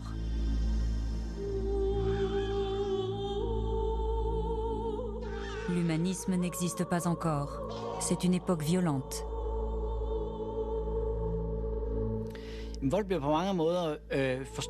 À bien des égards, la violence apparaît comme banale. C'est la toile de fond de la vie. Car la vie est violente. Les guerres, les famines, les épidémies, les tortures sont choses courantes.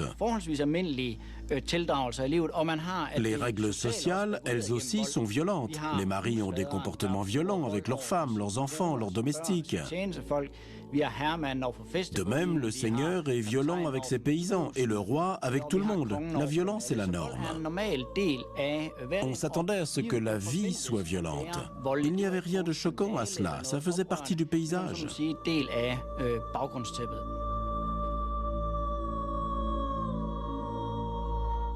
On étudie l'œuvre de Cervantes depuis des siècles. Mais on s'est peu intéressé aux 5 années qu'il a passées en captivité. Pourtant, ces années ont changé le cours de sa vie.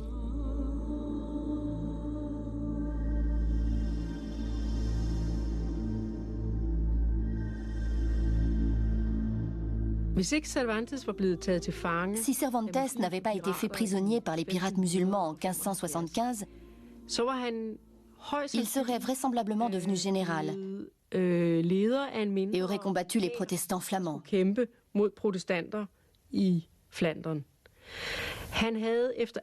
aurait probablement eu une brillante carrière militaire. Mais il en a été autrement. Au lieu de cela, il est devenu esclave en Afrique du Nord et finalement écrivain.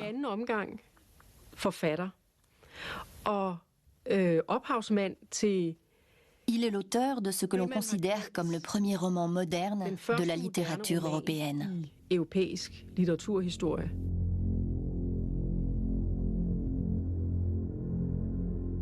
Cervantes est capturé par des corsaires d'Afrique du Nord qui sont financés par leur gouvernement. C'est la conséquence d'un état de guerre qui existe depuis le début du XVIe siècle entre l'Europe chrétienne et l'Afrique du Nord musulmane. Les menaces les plus sérieuses viennent du Maroc, de l'Algérie, de Tunis et de Tripoli.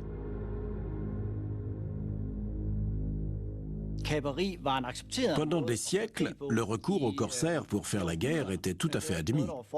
Ce n'était pas seulement la règle en Afrique du Nord, c'était aussi pour les États européens une des principales ressources pour leur guerre navale.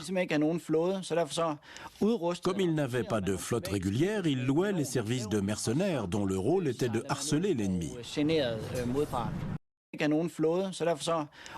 Comme ils n'avaient pas de flotte régulière, ils louaient les services de mercenaires dont le rôle était de harceler l'ennemi.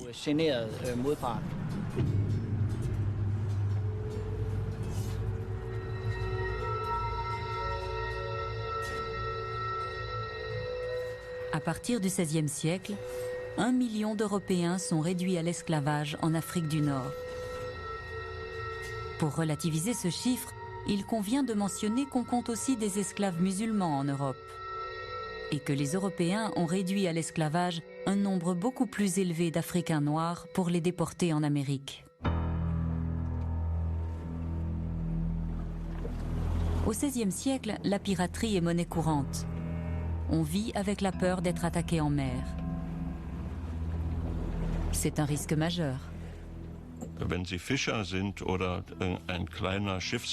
Que l'on soit un pêcheur ou le capitaine d'un petit bateau de Naples, Palerme ou Messine, on court tous les jours le risque de se faire capturer. Et il faut ajouter que dans les régions côtières, en Andalousie ou dans le sud de l'Italie, on peut être soumis à des razzias où les femmes et les enfants sont également menacés. Dans certains cas, la moitié du village pouvait être capturée.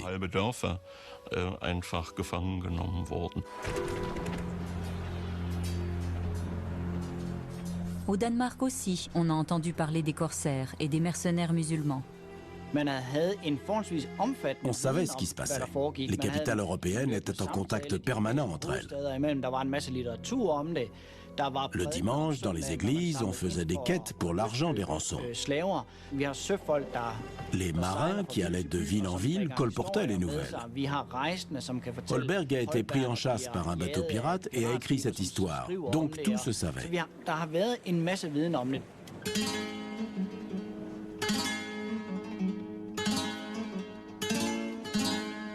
Don Quichotte raconte l'histoire d'un captif qui revient d'Alger. C'est une histoire directement inspirée de la propre expérience de l'esclavage de Cervantes. Don Quichotte deviendra son œuvre majeure. Don Quichotte et son valet Sancho Panza séjournent dans une auberge où entre un petit groupe de personnes. On persuade l'un d'eux de raconter son histoire. C'est ce qu'il fait. Il s'avère qu'il vient d'arriver d'Alger, en Espagne, sur un bateau. Il s'est enfui d'Alger, où il était prisonnier, exactement comme Cervantes l'avait été. Il s'est échappé avec une princesse maure, très riche et incroyablement belle. À l'université de Copenhague, des recherches sont menées sur l'empreinte de l'islam sur la littérature européenne. On relit les œuvres de Cervantes.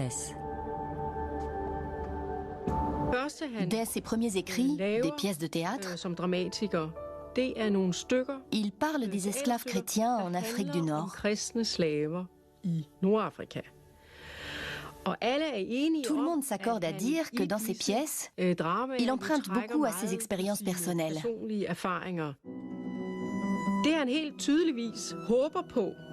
Il est évident que dans ces pièces qui parlent de prison, il cherche à attirer l'attention du public sur ce problème.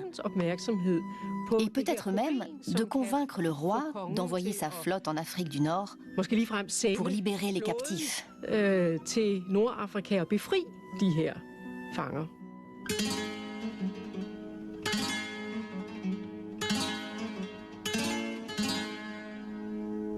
Don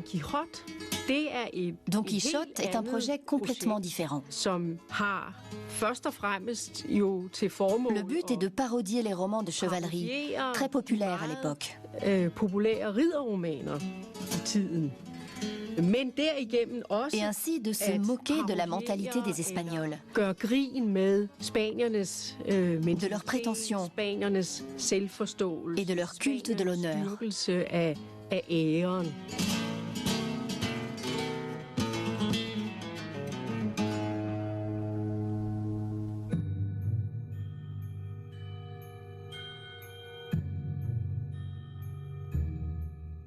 L'intérêt de réduire des Européens à l'esclavage est de pouvoir exiger une rançon.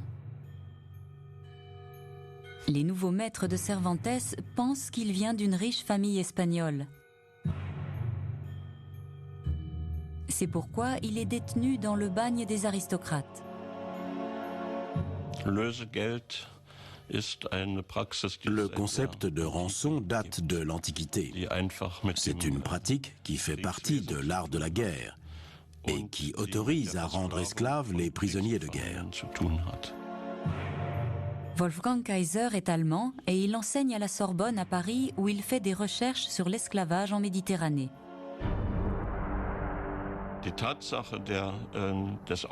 On savait très vite qu'un bateau avait été capturé. Les captifs devaient alors dire au plus vite et avec précision où ils étaient, qui était leur maître et où ils demeuraient. Pour cela, ils écrivaient des lettres ou faisaient passer des messages. Bien sûr, ce n'était pas comme si Alger, Tunis ou Tripoli ou les ports marocains sur l'Atlantique étaient complètement isolés de l'Europe. Bien au contraire, ils faisaient du commerce avec les Européens.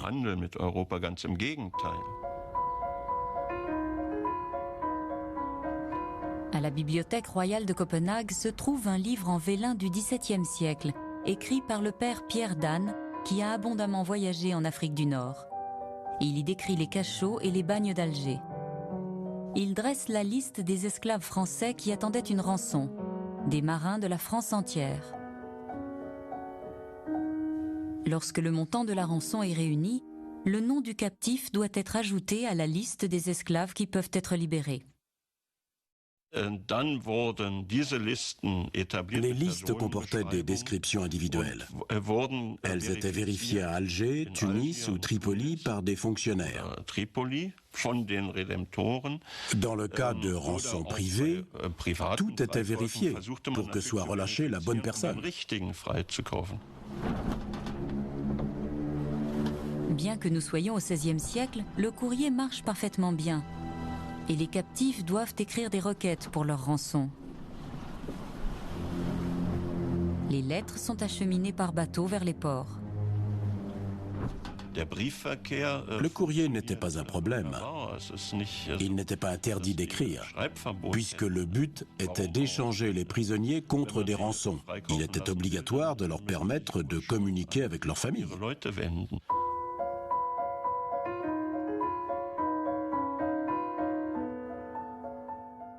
Dans certaines archives, tant en Europe qu'en Afrique du Nord, on peut retrouver la mention de rançon pour des Européens. À Tunis, on a retrouvé des fascicules qui mentionnent la présence d'esclaves danois. La seule source qui nous indique un chiffre basé sur des documents. Ce sont les archives du consulat de France à Tunis, à la fin du XVIe jusqu'à la fin du XVIIe siècle, où nous avons des contrats de gens rachetés. Bon. Et sur l'ensemble du XVIIe siècle, on a à peu près 3000 contrats. Mais ça, c'est un chiffre minimum. minimum, parce qu'il y a plein d'autres pour lesquels on n'a pas de contrat, on ne sait pas ce qu'ils sont devenus. Le professeur de la Sorbonne, Wolfgang Kaiser, a une théorie. Le concept de transfert de fonds entre différents pays daterait des transits d'argent pour les rançons.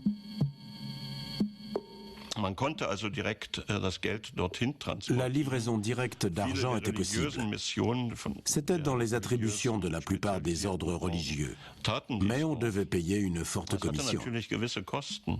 Après tout, il fallait garantir que l'argent arrive à bon port. Auparavant, les rançons voyageaient en Europe par voie terrestre, mais c'était très risqué. On avait créé des relais où l'on pouvait changer de l'argent. On rassemblait l'argent, puis on convoquait un marchand qui jouait le rôle de correspondant. Les Danois avaient des correspondants à Venise pour organiser les affaires de la collecte de fonds pour les esclaves danois. Les Anglais avaient leurs correspondants à Livourne.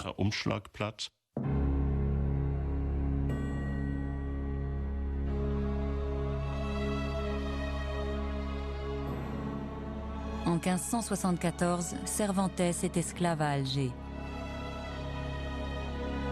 En Espagne, on s'active pour racheter sa liberté. Mais il n'a plus son père et sa famille est loin d'être riche. Obtenir des garanties pour la rançon prend du temps.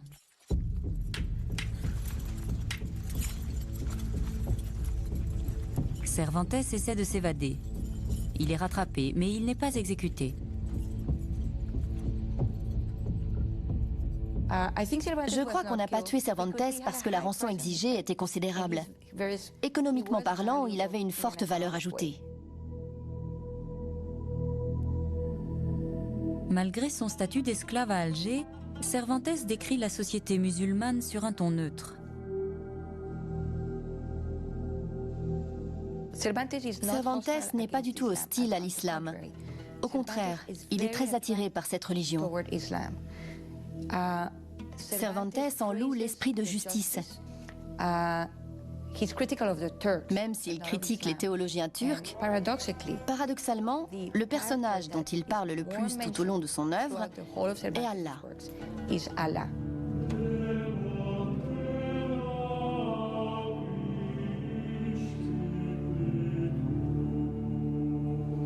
Dans les années 1570, l'Espagne est sous la coupe impitoyable de l'Inquisition.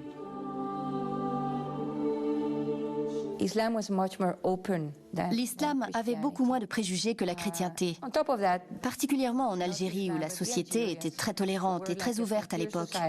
Par exemple vis-à-vis de l'homosexualité ou même de la bisexualité.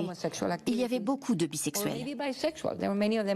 Dans beaucoup d'écoles, ils avaient ce qu'on appelait en espagnol garçones, des amants. C'est condamné par le Coran, mais c'était très pratiqué à Alger parce que c'était une société en dehors des conventions.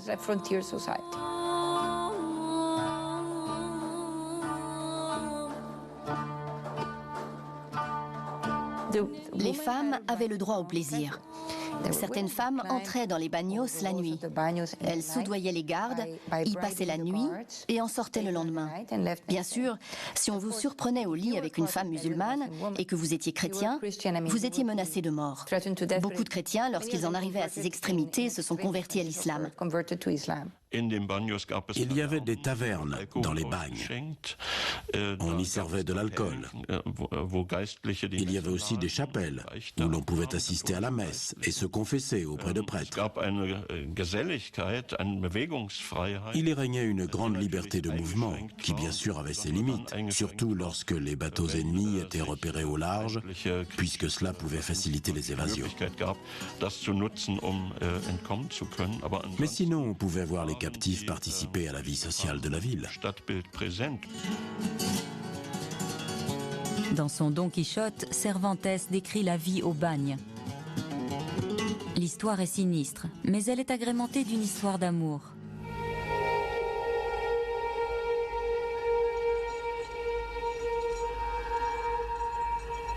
Un jour où j'étais avec mes compagnons sur une terrasse, je vis un baluchon au bout d'un bâton qui dépassait d'une fenêtre en contrô.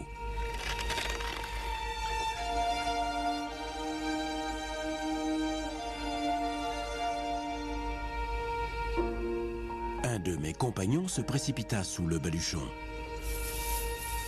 Mais quelqu'un releva le bâton et mon compagnon revint parmi nous. Je me sentis obligé de tenter ma chance. Alors que je m'avançais sous le baluchon, quelqu'un le fit descendre jusqu'à mes mains. Je défis le nœud et je trouvais des pièces d'argent mort et une petite croix en paille. J'étais heureux, mais je me demandais pourquoi c'était à moi que l'on faisait ce présent. Je levai les yeux et vis une main blanche comme la neige qui nous faisait signe. Nous montrâmes notre gratitude en nous inclinant à la manière des morts. La blancheur de la main donnait à penser que c'était une esclave convertie à l'islam, comme les maîtres en épousent souvent. La suite nous prouva que nous étions loin de la réalité.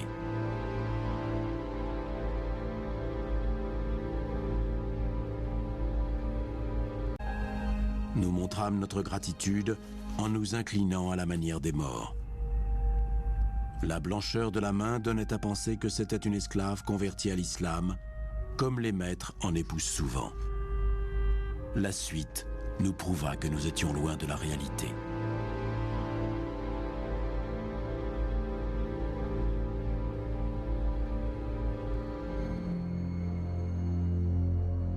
Du point de vue des Nord-Africains, il n'était pas illégal pour un corsaire musulman de demander une rançon. Sans les demandes de rançon et l'esclavage, ces pays n'auraient pas été aussi riches. C'est une source de revenus qui leur aurait manqué. Entre aussi en ligne de compte l'aspect religieux. Le pouvoir justifie son régime en disant qu'il mène une guerre sainte contre les infidèles.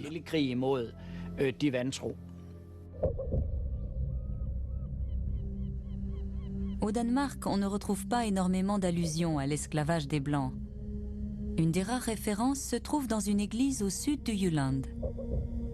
On voit un esclave, Jørgen Martensen, qui reçoit des coups de fouet donnés par son maître. Personne ne connaît toute l'histoire de Martensen. On dit que de l'argent a été collecté pour racheter sa liberté, mais qu'il est mort avant que la totalité de la somme n'ait été recueillie. L'argent a donc été utilisé pour faire peindre un tableau qui honore sa mémoire.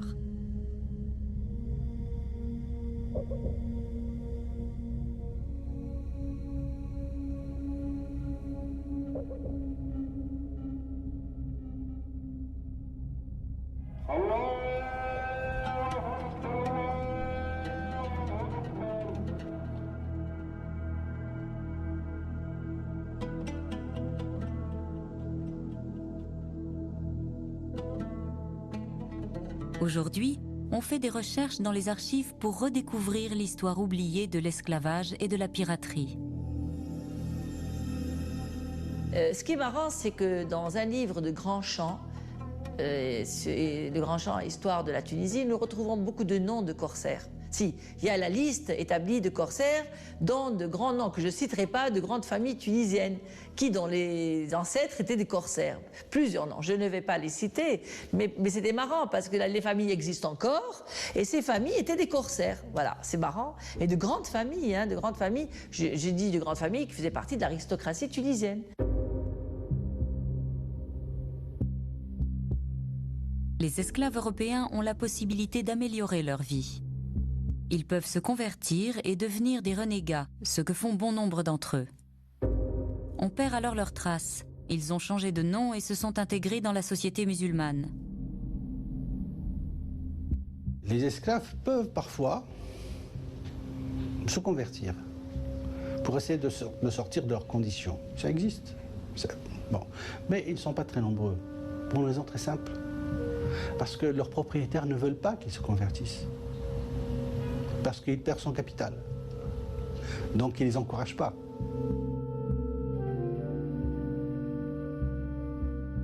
Une fois qu'un esclave s'est converti, il est impossible pour lui de revenir en Europe.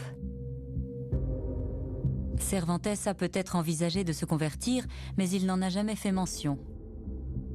Det er højst sandsynligt, at han selvfølgelig har været fristet. Ça l'a probablement tenté. Fordi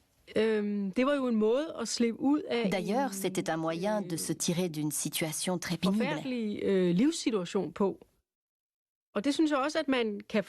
On s'en aperçoit dans les pièces de théâtre qu'il a écrites sur les captifs.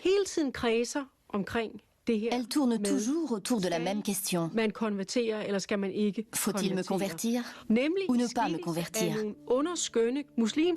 Car il n'est pas rare que de magnifiques femmes musulmanes couvrent des yeux les chrétiens, les aiment, les désirent et leur promettent de leur donner leur corps, leur maison, leur argent, s'ils se convertissent à l'islam.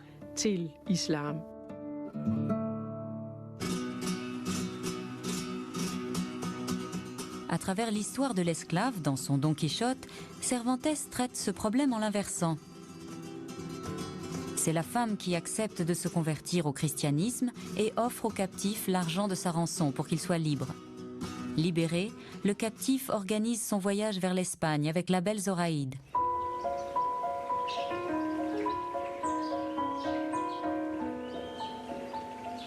Je quittais le bagnio et j'allais dans la maison de campagne de Hadji Mourad.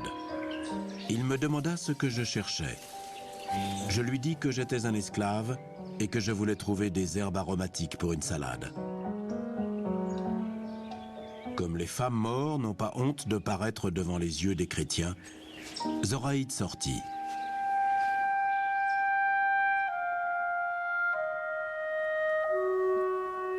Je pensais qu'elle était la femme la plus belle que j'ai jamais vue.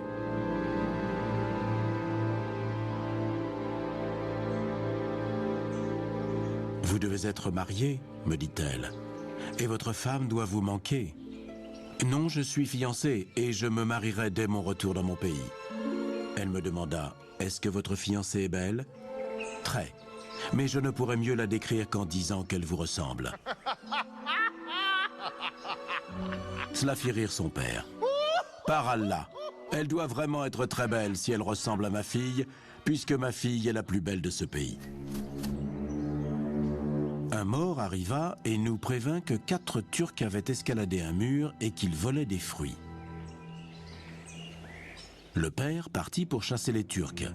Dès qu'il eut tourné le dos, elle me regarda en pleurant et demanda « Partez-vous » ? « Oui, mais pas sans vous. Tenez-vous prête, vendredi prochain. »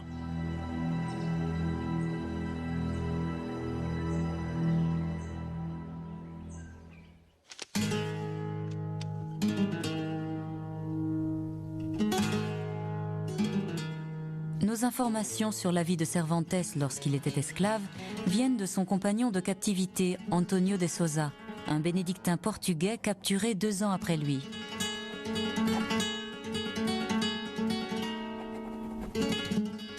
Cet érudit a consigné ses expériences jour après jour. Cervantes n'a pas tenu son journal lorsqu'il était captif. Il s'est seulement servi de ses expériences dans ses pièces et dans ses romans.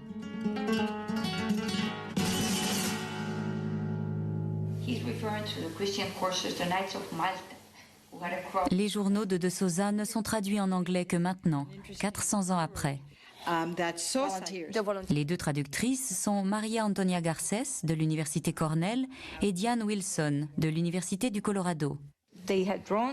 Ils ont dessiné cette carte qu'ils avaient emportée pour savoir où le roi pourrait attaquer. Le fort ne semblait pas imprenable. Il y avait des faiblesses dans les fortifications. Sousa mentionne le cap de Matafous ou de Temenfous. Les récits de Sousa se déclinent sur plusieurs volumes. Et il les qualifie lui-même de femmes à barbe. Et en fait, ce sont leurs amants, des garçons. Nous connaissons beaucoup de portraits de Miguel de Cervantes, mais il ne nous en reste aucun d'Antonio de Sousa. Il a estimé le nombre des esclaves blancs à 25 000 à l'époque à Alger. Notre estimation pour la période qui va de 1540 à 1650 est qu'à peu près 600 000 esclaves sont passés par Alger.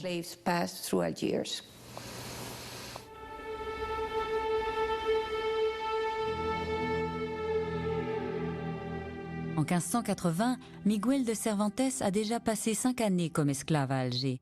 sa famille n'ayant pu rassembler l'argent de sa rançon avant. Mais cette année-là voit enfin changer le cours de sa vie.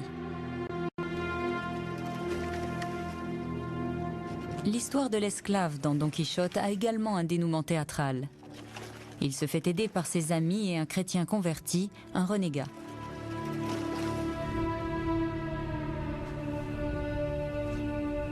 La belle Zoraïde nous attendait à sa fenêtre. Elle me vit et accourut. Elle nous ouvrit la porte, vêtue d'habits magnifiques.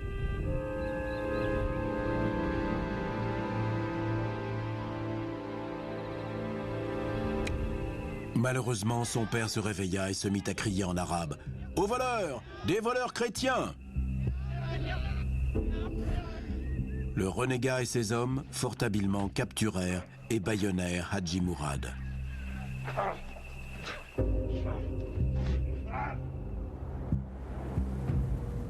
Lorsque Zoraïde fut montée à bord avec son père et des morts encore ligotés, et qu'elle vit que nous commencions à ramer, elle demanda que les morts et son père soient relâchés.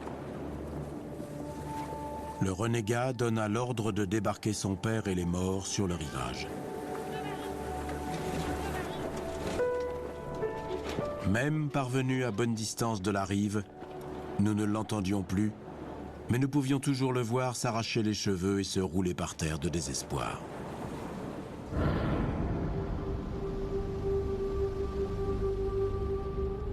Le 19 septembre 1580, après 4 évasions ratées, Miguel de Cervantes est enfin libéré contre rançon. Il a fallu des années à sa famille pour la rassembler et pour persuader des hommes religieux influents. Il est libre, mais les inquisiteurs l'attendent en Espagne. On soupçonnait tous les captifs de s'être convertis à l'islam. Ils devaient prouver le contraire. Et Cervantes a dû le faire aussi.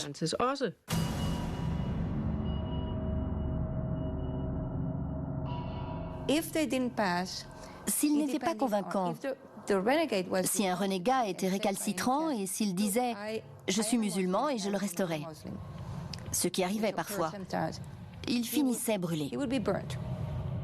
S'ils disent au retour qu'ils sont restés chrétiens, il faut les croire. Il faut les croire parce que quel intérêt a-t-il? Alors, s'ils sont retournés comme captifs, bon, là, il y a un point d'interrogation parce qu'ils ne sont pas retournés par leur propre volonté. Il se pourrait qu'ils se soient convertis et que par peur, ils disent non. Ceux qui sont retournés par leur propre volonté, c'est-à-dire qu'ils sont partis par eux-mêmes, ceux-là et qui disent « nous n'avons pas été convertis », c'est possible qu'ils n'aient pas été convertis.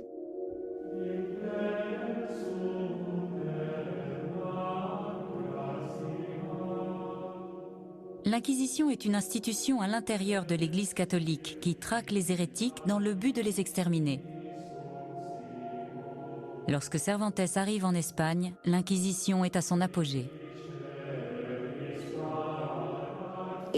Si votre cas était tangent et que les inquisiteurs n'étaient pas convaincus, ils vous envoyaient au gibet. Bien que l'Inquisition se soit souvent montrée pragmatique, on a appelé les gens à rentrer et à se dénoncer eux-mêmes, à revenir en Espagne en leur promettant qu'ils ne seraient pas persécutés. Mais lorsqu'on avait besoin de galériens pour les navires du roi, on ne tenait pas ses promesses et très pragmatiquement, on les envoyait aux galères. Beaucoup y sont restés une dizaine d'années et y sont morts. Miguel de Cervantes doit produire des témoins pour prouver qu'il est chrétien. Il pense au récit de ses tentatives d'évasion relatées par Antonio de Sousa. Les écrits de Sousa sont donc montrés aux inquisiteurs. Évidemment, c'était sur les tentatives d'évasion que Cervantes voulait attirer l'attention, puisqu'elle démontrait qu'il avait fait tout ce qui lui était possible pour s'échapper du bagne et quitter Alger.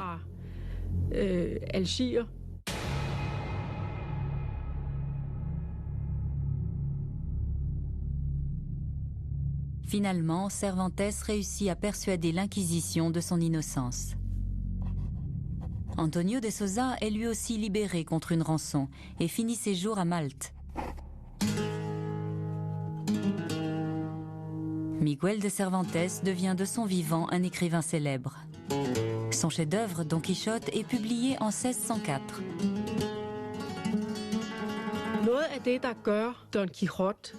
Une des raisons pour laquelle Don Quichotte est tellement moderne, c'est que Cervantes y a rapporté ses déconvenues lors de sa captivité en Afrique du Nord.